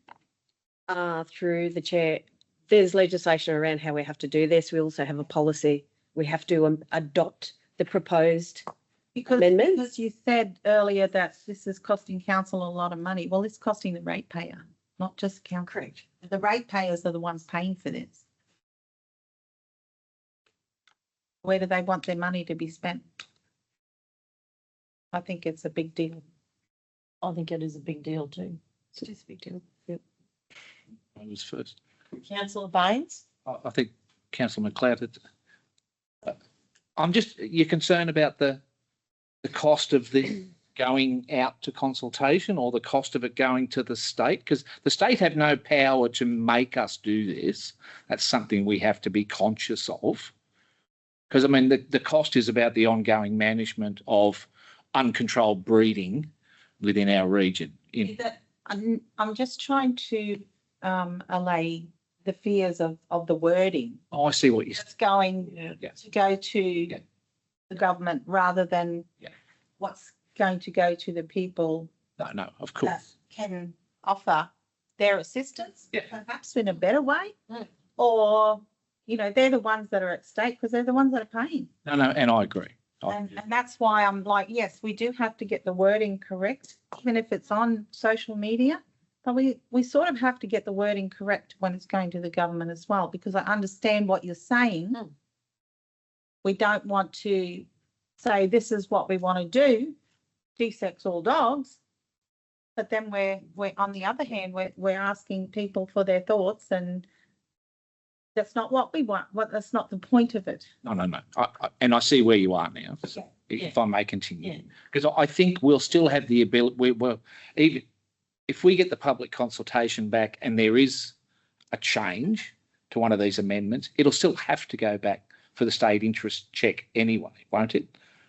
Just in case, or if it's not changed substantially. If they get back to us initially and say we have no interest in animal de-sexing, we wouldn't go back. So their opinion is, Also, it's contained in the subordinate local law. yes. They have more of an interest in the amendment local laws. Yeah. Okay. All right. And I understand your concerns and I see where you're trying to go, but we need to go to the public first. We don't need to change it for the. Is there, can we make an amendment to maybe hold on this one and take it to public consultation first? We're approving this to go to You consultation. need the amendment to go to public consultation. So just through the chair for a point of clarity, so we have a local law making policy. So the wording, whilst it feels a little bit clunky in the recommendation, is the specific wording from that policy. So council must propose to make a proposed amendment local law and propose to make a proposed amendment subordinate local law. Then we must follow those next steps. If we don't follow those steps, then making of that law isn't lawful. But at the moment, I guess it sounds like from the feedback from councillors that the wording in Schedule 3 of the subordinate local law number 2 animal management is probably for some councillors a little bit broader than you would currently like. It sounds where councillors are at the moment. There's some talk around menacing and roaming. There's some talk about, well, if they're registered, that should be fine. I guess the opportunity to put it out for public consultation is to say to the community, what is the community's feedback? If the community comes back and says, hey, if we register our animal, then, you know, that should be amended in your local law, then that will be the time where council can make that informed decision based on, and like it says there, it's quite clear that we will consult with the public and we will come back and accept and consider every properly made submission. So that will come back to you and those submissions will come back, and that would be the point in time to take that public feedback and say, well, actually the public are on, you know, if they're registered, or the public are, we only think this should be for menacing and, you know, or roaming dogs. And that might mean that we do need to make a policy or a best practice management policy around that, because it would be very hard to put that wording into a subordinate local law around roaming dogs, for example, because it would need a definition. But the wording, like I said, well, it seems a bit clunky, and this is as far right probably as you can go. So the state interest check, if you were bringing this back from where we are, there would be less interest there. So I guess likelihood would be that we don't need to take it back. If we did, it's not like in 2022 when we put all of our local laws and subordinate local laws to state interest check, there was 120 odd pages worth of local laws. This is discrete and specific proposed amendment local laws. So it's a much more refined and defined process. But and we have to get it right. And that process for making the amendment local laws is to allow for the community to provide you with their feedback and for you to properly consider that feedback before actually proposing to make an amendment local law to amend those local laws. So, Councillor McLeod. Thank you. Can I just encourage all the public and councillors? So if any of the public come to us, I'm encouraging all the councillors to point them to the Your Say page to make their submission. Coming to me and complaining is not going to get your complaint submitted into that Your Say thing. You need to go on and do it yourself and come up with, if you're against one of the things, come up with a possible other thing that could be looked at. So I encourage everybody, anybody, if you're approached out there, us, public, whatever, point them to the Your Say to put their concerns in. Thank you. Councillor Baines. I'm happy to move the recommendation as it stands on item 5.3 on the agenda. Happy to second. I just want to make sure that, so this is proposed. So if the feedback comes back and the community make it very clear that this is not what they want, Or is what they want. or is, yeah, that's correct, yeah, what Transparent. they want. Yep.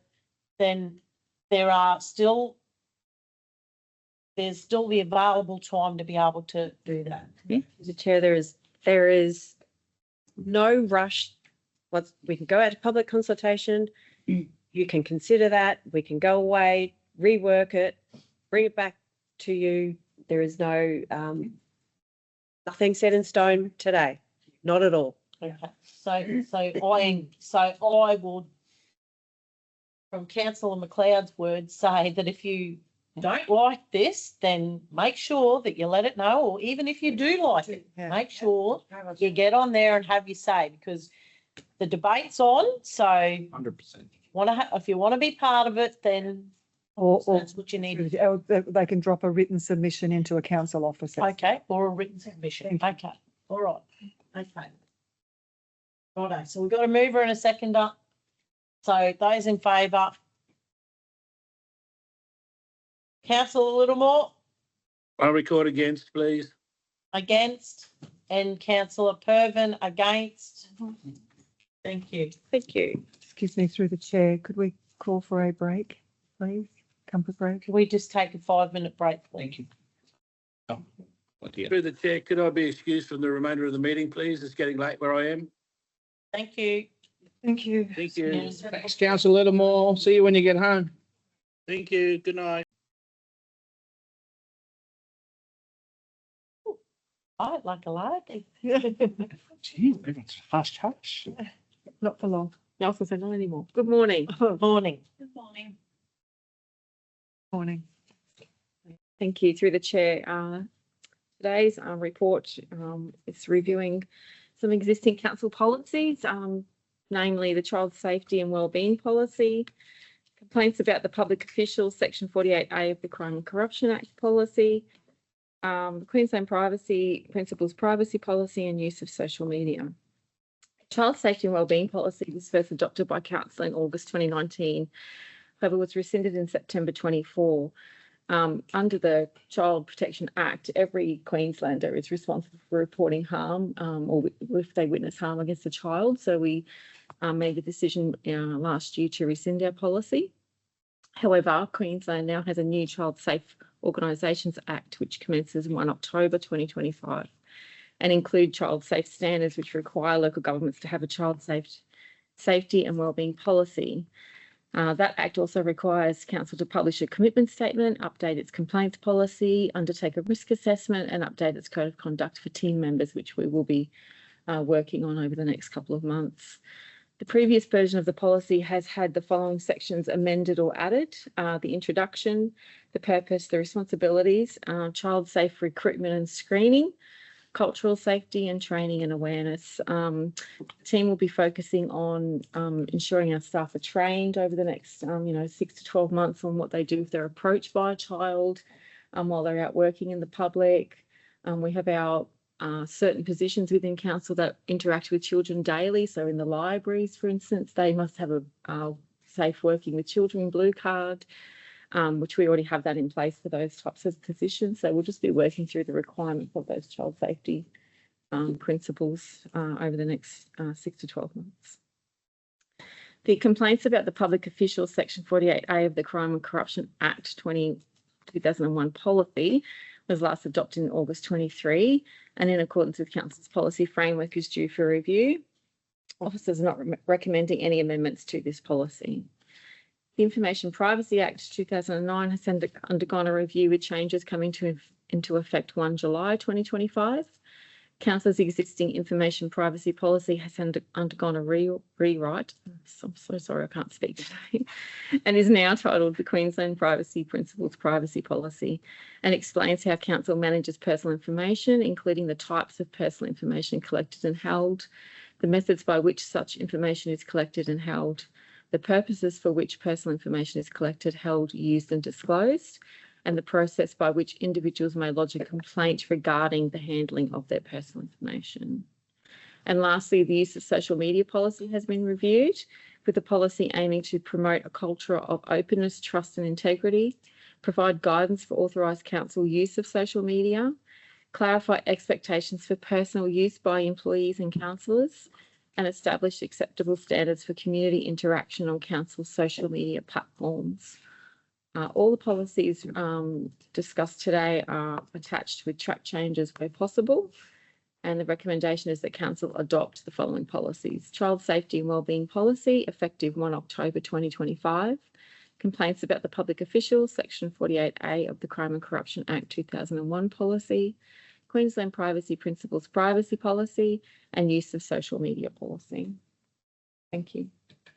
So this is probably more of a comment, but whilst the use of social media policy promotes culture of openness, trust and integrity, however, it does establish, it says there, the standards for community interaction on council social media platforms. So can you just explain that a bit further? Like, whilst we're being open, honest and transparent to the community, there are guidelines there when people are writing things on council's social media page.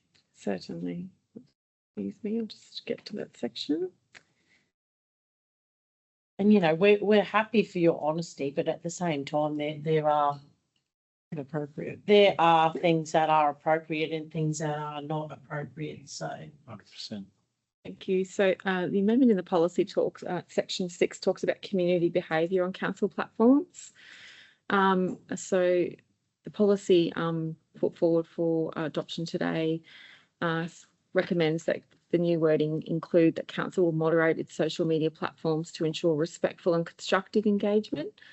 We currently do have already community guidelines on our social media page. So the policy now incorporates those guidelines into the policy to give better understanding for the community and for council's communications team on what those guidelines include. So that is be respectful, so no harassment or threats, avoid offensive content, don't target others based on race, age, gender, religion or beliefs, keep it clean, refrain from using offensive language, don't spam, avoid excessive comments, promotions or unrelated content, protect privacy, do not share personal details and stay on topic, focus on council services, programs of relevant inquiries. As a new Facebook member, if you join council's Facebook page, you must accept those guidelines when you join. And if you do undertake social media activity that goes against those guidelines, you'll be given a warning, or depending on the severity, you could be blocked effective immediately. thank you, Councillor Jessup. Thank you, Chair. Do those extend to the councillors' work Facebook page as well? I believe so. Yes, I believe that it covers all. So our the policy talks about that councillors can have a divisional Facebook page, which comes under the umbrella of council's Facebook page. So the guidelines So how, come across all. so my question, I suppose, is if someone is on there making derogatory statements, then how do we monitor that? There's no little box you can tick to say you Through approve of those guidelines. through the chair, 5.3 in the policy covers councillor social media accounts. So it does say there, because the councillors have access to those accounts, moderating those accounts yourself, you can actually block a person who posts or comments content that harasses or attacks or contains obscene or offensive language. So the policy would provide for yourself just to block that individual from your page. And if any councillors want some support, then certainly the comms team could provide some support about how to do that. So yeah, we're not, as council or council laws, we're not preventing someone from criticising the way that we undertake. I mean, we have a large number of assets. We don't always get there at the time or the expectation of an individual. It's more where that commentary is threatening or abusive or attacking someone based on their age or gender or impairment, political beliefs. So yeah, but absolutely in your own page, the policy provides for the ability to block either the individual or an actual comment if the comment is derogatory or doesn't align with this. But there's no actual box to tick to say that they will abide by those guidelines. On your own Like, page? yeah, like there is on the website. No, but through the policy or under this policy, if you were to block or if someone was to complain to council that you had blocked an individual or removed a comment, if it aligned with this policy, council would refer the individual to council's policy, and you had done that in line with council's policy. I don't think there's anything to stop those pages having their own guidelines around how you wish to interact. Chair, I think. Is it a possibility that we could post that on our page? Yeah. The policy guidelines? Absolutely. Yeah. Yeah, we could draft. Chair, if there was any wording that you wanted to provide, if you want to warn someone before you block them, which is what we do, depending on the severity of the interaction that's occurring. Sometimes we just give a warning first and then keep monitoring the comments from that individual. We can certainly provide some wording. Councillors. Just to add to that, there are a number of ways to interact with council, and if someone is blocked on Facebook, it doesn't prevent them from putting in a CR, going on our website, coming into a customer service centre, picking up the phone and making a phone call. So the blocking of someone on Facebook absolutely does not prevent that individual from interacting in any way that they may require with council. It's only one form of interaction that we have. Councillor Joy. Thank you. Just go in that same context. There are many groups on Facebook that, so does that same rule apply to groups? Because sometimes it's difficult to actually find who's responsible for the group, but the groups can criticise, condemn, and say things that are potentially not true or derogatory. So yeah, is there the same rule? How do we monitor the groups? If that makes sense. Through the chair, I guess if you're talking about if it's a group where individual Facebook users join a group, that group, I understand, can't comment on your page. It would be a persona or a Facebook persona that's set up under the banner of that group. But I understand that would have to have, you can typically see administrators of individual groups, and they need to be reported. But you can also, if it's something that is, it's not an individual, you can still block them. You could report it through Facebook yourself if those comments don't align with Facebook itself's guidelines. Councillor Baines. Thank you, Chair. Great discussion. And I mean, I know governance isn't always seen as the bright, shiny, sexy stuff within local government, but I just wanted to pass my congratulations to Ms. Kerr and her very small team that do outstanding work keeping up with all these changes within legislation and the track changes. Please, Ms. Kerr, congratulations to you and the team for keeping up. And these things come pretty regularly because governments tend to change things pretty regularly. just as a comment for the discussion piece that was going around, I think it's another good segue back into this community consultation piece. And Mr. Graffin's already mentioned it. If you want to have an opinion or have a conversation with council, maybe the social media bit isn't exactly the way you should go. Consider going on the Your Say website. Consider putting in a customer request because it's a very simple process nowadays for people technologically savvy. There's nothing to stop people still bringing in paper and putting a request over the desk. You can still send us a letter, you know, so. There's nothing to stop them from asking to meet with us, Jeff. No, absolutely. But I think what I'm trying to say is don't think social media is your best way to communicate with council because unfortunately it misses all the official points of contact. Yeah. You know, so. And if I may follow. No, it just, Sorry. or I'm very happy to move the motion. Thank you, Councillor. Apologies for interrupting, but supporting Councillor Bain's comment, there was recently, fairly recently, a Facebook post about a council situation that was targeted at me, Division 3. There were 122 comments about this particular thing, which I won't refer to specifically. Out of those 122, one person rang me and said, Trudy, can you please address this situation because it's not a good situation. So 122 people had the time to comment on Facebook and only one, and I thanked them when they did contact me because they did it in the appropriate manner because, you know, things don't get done on Facebook. You can put your comments, but if you want it done, ring the councillor, contact your councillor, ring council office. You know, there are proper ways to get jobs done, and complaining on your Facebook post, whoever's Facebook post, is not the way to do it. So thank you. Agree. Councillor Jessup.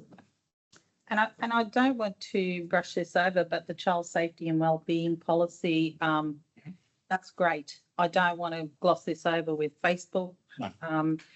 So good work. Why was it taken out last year? Can you remind me? So through the chair, the Child Protection Act, all Queenslanders in your private life and in your professional life must report child harm, and our child safety and wellbeing policy is pretty much saying report if you see child harm. So the policy had no value add to council at that time. Now with the Child Safe Organisations Act, we have a lot more responsibility and obligations under the new legislation. So it was not easier, but it was more effective just to bring that policy back as it was with some additions and improvements.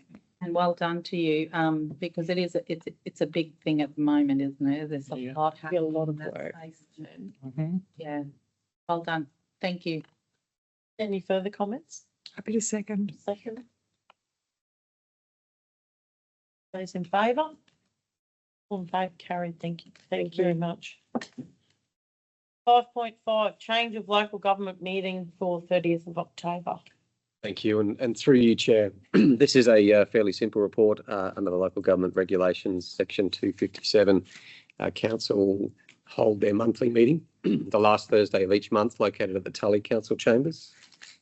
As has been previously proposed with regard to the council meeting we held down in Cardwell, this report is seeking council's endorsement of the meeting in October, and that's our local government meeting scheduled for 30 October 2025 to be held in the Innisfail Shire Hall Council Chambers, 70 Rankin Street, Innisfail, to provide a better opportunity for those residents in Innisfail to come and attend the council meeting face to face. So there is a recommendation there, and it's that council approve the change of location for the local government meeting scheduled on 30 October 2025 to the Innisfail Shire Hall Council Chambers, 70 Rankin Street, Innisfail, and that would obviously, as per the regulations, public notice would be provided, and we would publicly advertise the date, the time, and the location of that meeting.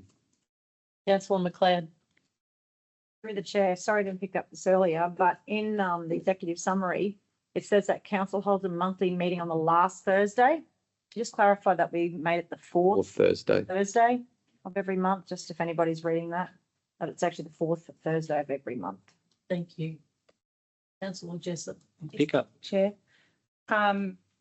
This is not a televised, this is this will be recorded for the general public that can't be at the gallery, is that correct? Through the chair, yeah, all of our local government meetings are then are recorded and provided for the public through YouTube or through a YouTube It channel. won't So be a it live, won't be live streamed like there. we stream here. Yeah. Okay, thank you. Any further comments? Councillor Chewy? Sorry, beg your pardon. Through the chair, just reminding once again, as with every council meeting, that meetings are open to the public. People can come to observe, not to comment. So should they wish to attend the Innisfail meeting, Mr. CEO, how would be the best way for people to access through to the chamber, please? Through the chair, if people come into the Shire Hall and we're coming through that Rankin Street entrance, Main entrance. the main entrance to the Shire Hall, they'll be concierged down to the council chambers, which sit on level 2 for proper access and inclusion. We have a lift at that location that could assist people wishing to attend the meeting. Thank you for that. Very good, thanks for that. Any further questions? No? Happy to move? Councillor Jessup moved it. Councillor McLeod seconded it. In favour? All in favour, thank you. 5.6 Castlereagh Coast Region 25-26 pre-cyclone season cleanup event. For you again, Chair, look, as we're all aware, we're moving closer to another wet season. Council's progressed some of its get ready activities to prepare our community for our wet season and some of the weather that we do receive during our wet season. This report considers Council facilitating 2 pre-cyclone season cleanups within the Castlereagh Coast region. So these events would see Council waive the 25-26 fees and charges for non-putrescible dry domestic waste for loads smaller than 4 cubic metres. These events are being considered on Friday, the 17th of October 2025 to Monday, the 20th of October 2025, and Friday, the 7th of November 2025 to Monday, the 10th of November 2025, inclusive, to enable residents to dispose of non-putrescible dry domestic waste free of charge. And this is proposed to be undertaken at the Mission Beach, Stodders Hill, Tully and Cardwell waste transfer stations. Since the introduction of domestic waste fees and charges in July 2023, Council's waste transfer stations have seen an uplift in separation and waste diversion. The first 12 months, over 50% of the dry waste coming into our transfer stations was diverted from landfill. Following the last year's success, the pre-cyclone season cleanup events are intended to incentivise residents to undertake a cleanup of their properties prior to the upcoming cyclone season. So, for clarity, any of those recyclables are currently taken anyway, free of charge at those transfer stations. Any items that are suitable to be repurposed through a tip shop at Mission Beach and the Stodders transfer stations are received at those locations free of charge if accepted and of a reasonable condition by the transfer station attendants. This would be for those items that are either maybe contaminated, not accepted, or other dry waste that is around. We discern the difference between dry putrescible waste because that can be accepted at our Stodders Hill landfill. If there's contamination in there and wet waste in with the dry waste, that material then needs to be sent up to Mareeba and to the Springmount facility up there. So we would ask residents that are, if this is adopted today, taking advantage of the pre-cyclone cleanup to separate waste in your own vehicle. So as you move through the transfer stations, you can pull out and divert any of those recyclables from landfill.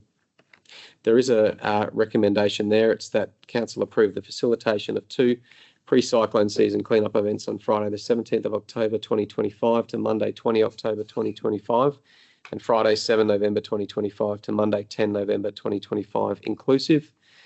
2, that Council approve the pre-cyclone cleanup events being facilitated on the dates detailed above at the following transfer stations: Mission Beach, Stodders Hill, Tully and Cardwell. 3, approve the residents presenting with separated non-putrescible dry domestic waste the waiver of the following 25-26 fees and charges during the pre-cyclone season cleanup events. And that's for domestic waste small up to 5 cubic metres at $13, domestic waste medium 0.5 of a cubic metre to 2 metres at $22, and domestic waste large greater than 2 cubic metres to 4 cubic metres, $25. Note the maximum domestic load sizing of 4 cubic metres and that residents presenting with larger quantities will be charged at the applicable commercial rates.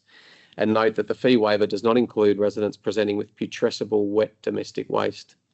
And 6, request the Chief Executive Officer ensure sufficient staffing on the pre-cyclone cleanup weekends to ensure that waste separation and diversion is still maximised. Councillor Baines. Thank you, Chair. And with your indulgence, I would like to put forward an amendment, an amended motion to a part of this, if you were happy for me to speak to it. Absolutely. So it's not a great change from the substantive recommendation that's sitting on the table. So are you happy that I don't go through the entire thing and just speak to the, Yes. we're talking to the third part of the recommendation. So just for people to follow along, I'd like approve for the inclusion of residential residents in the first line. So approved for residential residents presenting with separated non-putrescible dry domestic waste, the waiver of the following 2025-26 fees and charges during the pre-cyclone cleanup events. The 3 dot points that are there stay in place. The amendment I'm proposing is that we include a 4th dot point and we include refrigerator, freezers and air conditioners per unit, and the charge on those is $20 as it stands at the moment. So for them to be included as a dot point, but again, the important point to go back to is it's residential residents. This is about residents and domestic usage, not commercial Not usage. commercial. So I would propose that as an amendment. I'll second it. Yep, so the amendment has been moved by councillor Baines and seconded by councillor Pervin. Do you want to put it to the vote? Mhm. So those in favour of the amendment, so we will move that now sits as a motion with the addition of councillor Baines's dot point there. Yep. So for that, can I just speak to that now? So that means that there'll be 2 pre-cyclone cleanup days, not days, the weekends, aren't they? They're included on weekends. Friday, Monday. Friday to Monday, that's correct. So they will only be at, where are we now?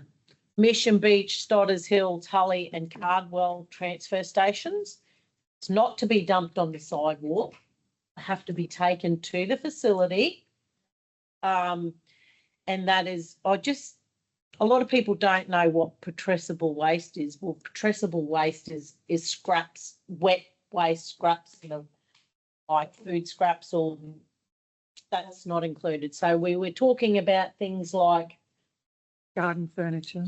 Yeah, furniture and bits and pieces that you have at home that might be old timber and cardboard, fencing, those type of. If you're unsure, please ring up and make an inquiry, because I'm sure they'll have a great list there that they can go through. It doesn't include things like tyres. Are mattresses included? No, through the chair, tyres come at a considerable expense to dispose of. This recommendation or the current motion doesn't include tyres, and mattresses as well are a large product, so it doesn't include the mattresses either. But it will include washing machines, dryers, fridges and freezers. Okay. Larger what? So yeah, further to that, if you've got any questions, please don't hesitate to reach out to one of our customer service teams so that they can verify that. Okay. Thank you. Sorry. Hello. Councillor Chui. Sorry, yeah. Yeah, thank you through the chair. Yeah, I was actually just asked about this today, so it's great timing. Just a reminder that these are at the transfer station, so you do need to take your items to the transfer stations. We do not pick up roadside. I know some people have moved to the area and think that is how this will work. So you need to take to the one of the 4 sites listed. And as the CEO has referred to, We do have a tip shop at the Mission Beach transfer station and it can be utilised and your items will be free if you have them checked with an attendant and they are of a decent quality. We've had a history of people just dumping plastic bags full of basically rubbish and then walking away, which then impacts on other people that are trying to do the right thing. So please, if you've got glassware, you know, children's toys, things like that, that could be reused. If you would like to have them back in your house, then they are fit for the tip shop. If you think they're rubbish, then they are in fact rubbish. So please check with your attendant and for the sake of the whole community, if we all do the right thing, then nobody be impacted by a fee of any description. If it is rubbish and it's not in the, you know, in that collection cleanup time, then you will be charged because that's the way it works. It can't be left at the tip shop and just hope for the best. If you wouldn't have it in your house, don't leave it at the tip shop. Thank you. Well said. I'm happy to second. I think somebody moved it, didn't they? Okay, so yeah, so the amended motion has been moved Yes. and seconded. So all those in favour of the amended motion? Okay, good. Is there any further comments to be made? Councillor Baines? I believe Mr. Graffin already has an email copy of the amendment, so that'll be able to be. The Chair, the way that you described it was very clear and I'm sure we've captured that in the minutes. So voting upon the amended motion means that now is the substantive. That is the substantive, which we've just voted on. So we're right. Okay. All right. Thank you. Governance rocks. Move into general business and I'm going to ask Pastor Jeff Hammond to come up, please.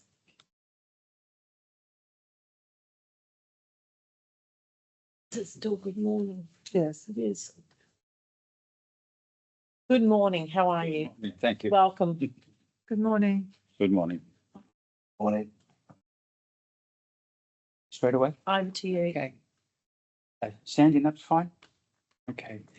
Well, first of all, I'd like to say to the Honourable Mayor, Councillor Millwood and the other Honourable Councillors, my apologies for arriving late. I was under the false impression that it began at 10 o'clock and I thought I'd arrived early. And I came to the door and walked in and then I realised that the meeting was already underway. And I've enjoyed listening to the different conversations, the resolutions that you've been making here. But I realised that I was supposed to give the opening prayer, but this is almost the end. But it's never too late. Never too late. I can pray for something else though. My wife and I have spent more than 50 years in Indonesia, and we've been involved in a lot of reconstruction work, through our church. We involved in tsunamis, in earthquakes, in different terrorist buildings that have been destroyed by terrorists and recovering communities after severe traumas. In some ways, you face similar things up here, but in a different way, but maybe from floods and cyclones and other things which can be equally terrifying. But I want to give each of the councillors, and I have a few extra books available there, of the Andrew Chan story. Andrew Chan was the head of the Bali Nine. He was a thug, a criminal, a drug dealer, a standover lord. But in prison, his life was transformed. And through him, more than 200 drug dealers in the prisons their lives were radically changed. I won't tell you all that much more in here, but this is his story about what happened to him. He became an inspiration. And one of the things that I would pray for and hope for with the council, that your life matters and people look at you and you can be an inspiration to many other people in the community. You're not just here passing laws and bylaws and different regulations. You are leaders in the community, just like Andrew became a leader in the prison community. And many lives were changed, transformed, and inspired. And a council has a responsibility to be leaders in the community in many different fields.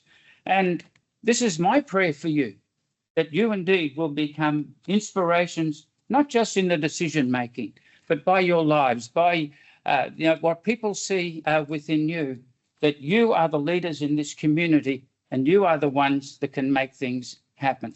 So with that, I'd like to present the Mayor with a copy of the Thank you. Andrew James Thank you story. very much. And on the way out, I will pass around to each of the other councillors. So if we may, I'd just like to conclude in a word of prayer. Dear Heavenly Father, we come before you in the precious name of our Lord and Saviour, Jesus Christ. And Lord, I pray for this council. I pray for the members of this community. But Lord, I pray that through this council, they will be good leaders. They will be an inspiration to others in this community. Many people are looking for examples, role models. They're looking for people they can look up to and emulate. And I just pray, Lord, that these council members will be special people in the community, especially blessed by you with wisdom and with boldness to make the right decisions. So, Lord, I commit them into your hand and ask that you would continue to work in them and through them, and let them be blessed, I pray, in the wonderful name of Jesus Christ. Amen. Amen. Thank you. Amen. And with that, maybe as I give these out, then I will sneak out because Absolutely. I see the next part is Is a confident. Thank you. Thank you. Nice to meet you, and we'll see you again some other time. Yeah. Thank you. Thank you. Thank you. It was kind of nice to think it halfway, actually. Okay. Liked it. Thank you. God bless you. God bless you as well.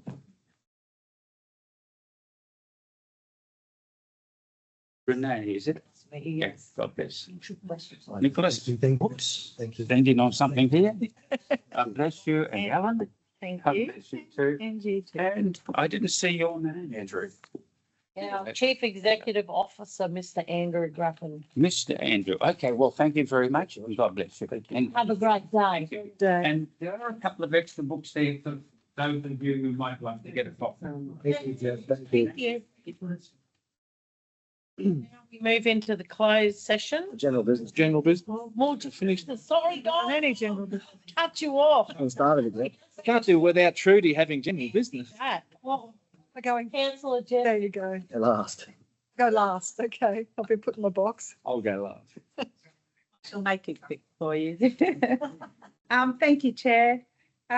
Just a couple of things that I want to remind people. National Police Remembrance Day is coming up on the 29th of September. It's being held in Innisfail this year at the Mother of Good Counsel Church. So I think it was in Tully last year, wasn't it? Correct. Yeah. So we look forward to seeing everyone in Innisfail this time. And again, I'm just going to reiterate what just went through pre-cyclone cleanups from the 17th to the 20th of October. And again, from the 7th to the 10th of November. So get everything that you don't want laying around the house, as long as it's not ugly and wet and disgusting food scraps. And load it up, take it to the dump, free of charge. Thank you. Councillor Pervin. Right, very short one. First of all, I would like to say thank you to the council staff and all the businesses that have been involved in the tilapia competition. The tilapia competition will be held next Thursday, Friday and Saturday at Marina Lakes. This year's a record number of prizes. I'm sure the kids and the family day is on Saturday. There's plenty to go around. Look, the lakes are being cleaned. There's nowhere near as many lily pads as there were last year in the water. We just ask kids to be sun safe and be smart and be aware down there. It is a waterway. Things can happen. But look, I'm looking forward to going down there next week and seeing the families there with their kids. It's a great event. Everyone on the Castaway Coast can be part of it. It is school holidays. Get down there, enjoy the pump track, enjoy the nature play, and just enjoy what Marina Lakes has got to offer. Take a picnic down there, do whatever you want, but have fun, and be looking forward to seeing everyone there next Thursday, Friday, and Saturday. Councillor Pervin, can you confirm what happens to the tilapia? Oh, they're Yeah, they're caught on site. They're buried on site. We can't relocate them from one site to another. Council staff at the end of the days will be burying them. Yeah, just bring them in, weigh them in. Biggest fish, smallest fish, most number of fish. But yeah, they'll all be disposed on site. Thank you. Councillor Baines. I just wanted to reiterate, Councillor Pervin, absolutely correct, because they sit under a biosecurity order, so they cannot be moved off site. Probably one thing maybe we ought mention is there was a suspicion last year that some fish were caught off site, kept overnight or kept for a couple of days and then brought in. Please don't do that, because you're actually working against a biosecurity law. You know, come down the lakes, let's do what it's intended to do. There's plenty of water there. There's plenty of tilapia. You'll be able to catch any. Please restrain from catching tilapia off site and transporting it, because you're breaking a biosecurity law, and it's very important not to do those things. So thank you, Councillor Pervin. Just let me add that bit on. And once again, I just want to thank the local businesses from the Cassowary Coast and also the organisations. I can't name them all, but council has done that in their media. But yeah, thank you very much. Without your support, we couldn't organise an event like this. So thank you. That's me done. Julie? Oh, sorry. No. Oh, sorry. Yeah, thank you. Just, I won't talk long. Just reminding everybody that the RADF, shush, Councillor Vance, the RADF grants are closing on Sunday. So if you've got any art projects that you think might be appropriate, go to the Smarty Grants on the council's website and fill in your application. There is a wonderful event coming up on Sunday. I heard Eve talk about it on the radio today, the big day out at Mission Beach. It is a family-friendly, alcohol-free day at Marks Park, 11 a.m. till 7 p.m. There's lots of live music. It sounds great. It was a great community event. Parking is, because it's Sunday, parking is at Woolworths, and there is a free shuttle bus taking people to and from the site. Okay. There's free parking across the road. There's all sorts of activities. There's different dancing. There's a big stage where artists will be performing. There'll be a smaller stage, which will be an open mic session. So Councillor Baines can get up and do his best singing if he would like to do that. There is a gumboot throwing competition, which I believe Councillor Millwood is the current title holder, and her name was mentioned on the radio this morning, wearing with that title. So I encourage people. I hope the weather is kind. It did sound very exciting. And if I may, I also attended the Tully 100 film night, which Matt Horniblow has collated film from all the events over the centenary celebrations and created a video. It's about 30 minutes long. It's available on the Tully 100 Facebook page, and Raymond from Raycare has shared it everywhere. If you were at any of the events, you're likely to be there. So it's your chance to, grab that spotlight. Movie career might start from this. The sponsors were presented with a thank you gift for contributing to that event. So I will present them to the Mayor and the CEO on behalf of the Tully 100 committee. Thank you.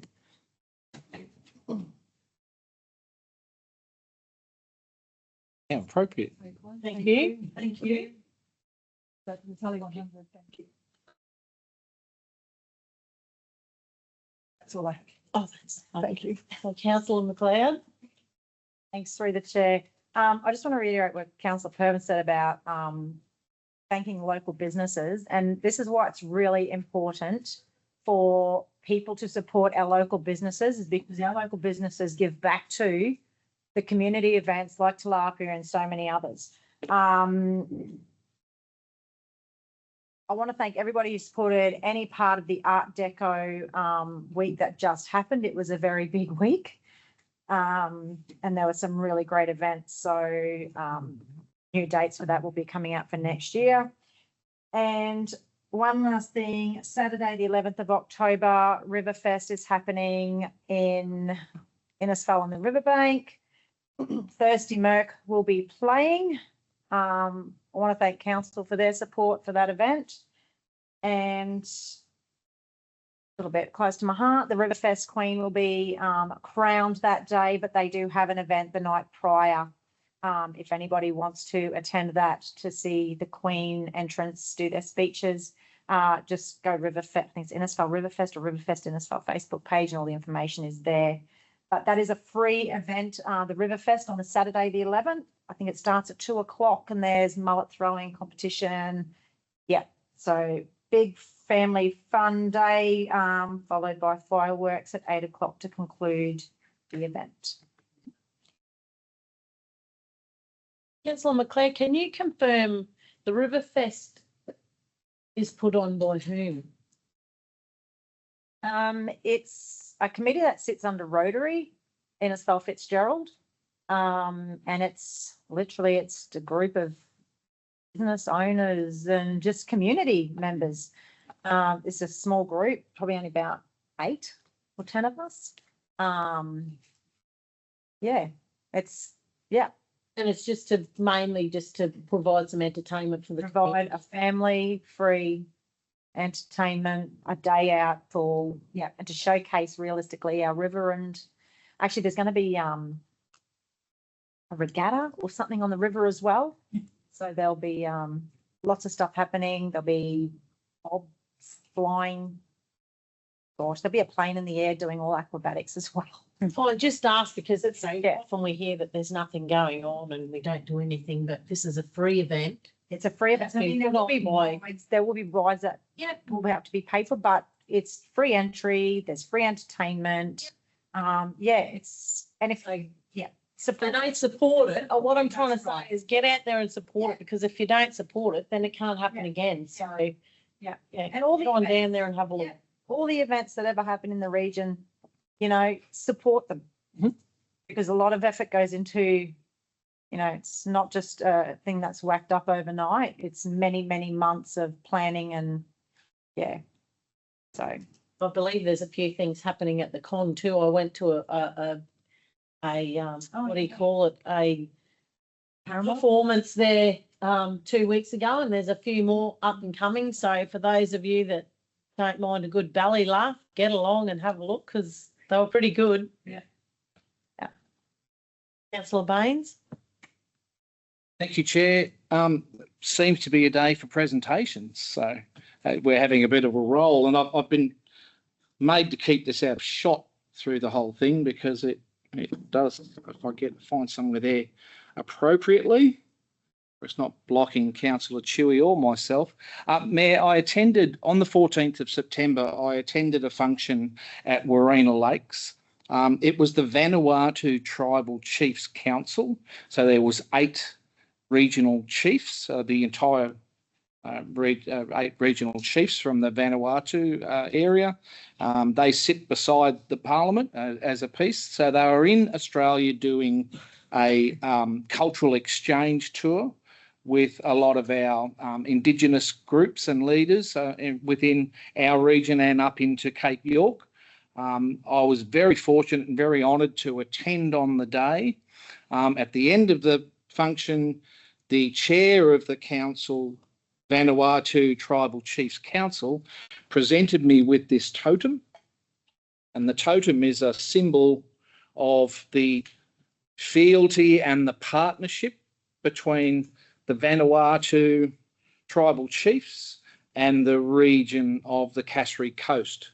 So, as I said, I was presented with it on the day, but the chair of the Tribal Chiefs has asked that it does a tour through the Cassary Coast region, and we put it in places of prominence, whether it be that's purely operational. So I'm sure the CEO will figure out where we can put them. But and it was a great suggestion actually by Councillor Chewy. Maybe we make sure we do a post of every place where it is, and we could do that on our social medias. And we're not going to say where's Wally, but let's get this up as a piece that we can share with the Australian consulate, also with the tribal chiefs, and just to exhibit the great partnerships that exist between our two nations and the Cassary Coast region in particular. So I'm going to present this to the CEO, Madam Mayor, so that may do a tour of the Cassary Coast region, just to exhibit this as a symbol.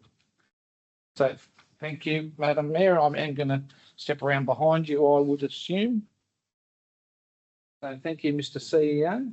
And we'll make sure that it does a tour and symbolises the great partnership. Thank you.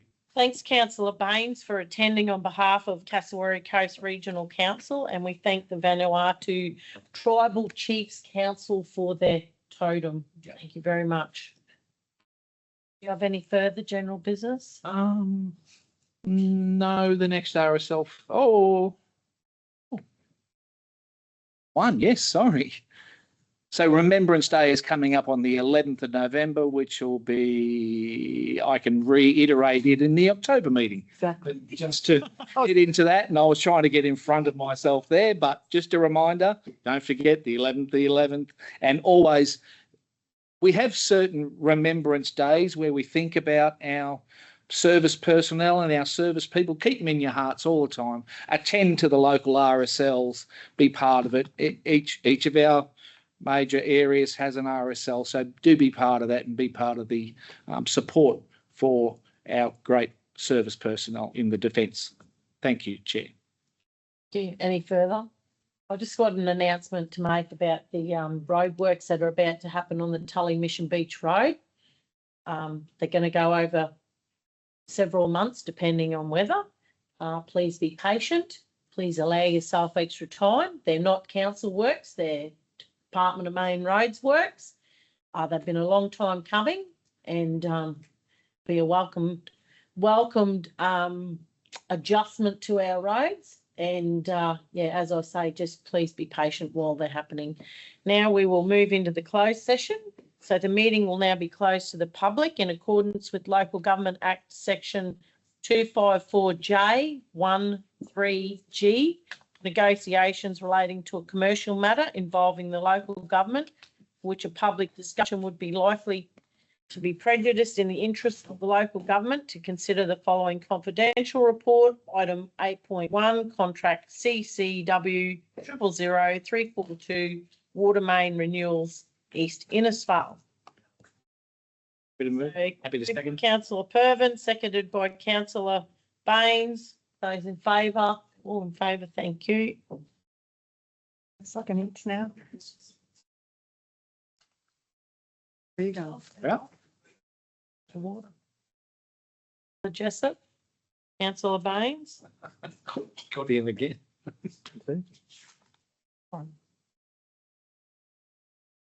Favour, all in favour? Carried. Thank you. Over to you. Okay, good morning, Madam Mayor. Good morning. How are you? Councillors, CEO, Mr. Page. The purpose of this report is for council to consider submitted tenders and award contract CCW 000342 water main renewals East Innisfail. This project will see the supply, delivery, installation and commissioning of approximately 1,075 metres of 150 millimetre diameter ductile iron concrete lined, otherwise known as TICKLE, water mains, including valves, hydrants, connections, thrust restraints and fitting, Green, Shoe, Bunda and Bunda Streets, East Innisfail. It is proposed to award this lump sum contract to JR Pipelines Pty Limited, who submitted the highest scoring tender submission following the assessment process. So the recommendation is that council award contract number CCW 000342 water mains renewals East Innisfail to JR Pipelines Pty Limited for the sum of $1,186,918.60 exclusive of GST. And two, in accordance with the Local Government Act 2009, Council delegate authority to the Chief Executive Officer to enter into a contract, negotiate, finalise and execute any and all matters associated with or in relation to the contract, subject to Council's existing procurement policies and practices. Councillor McLeod.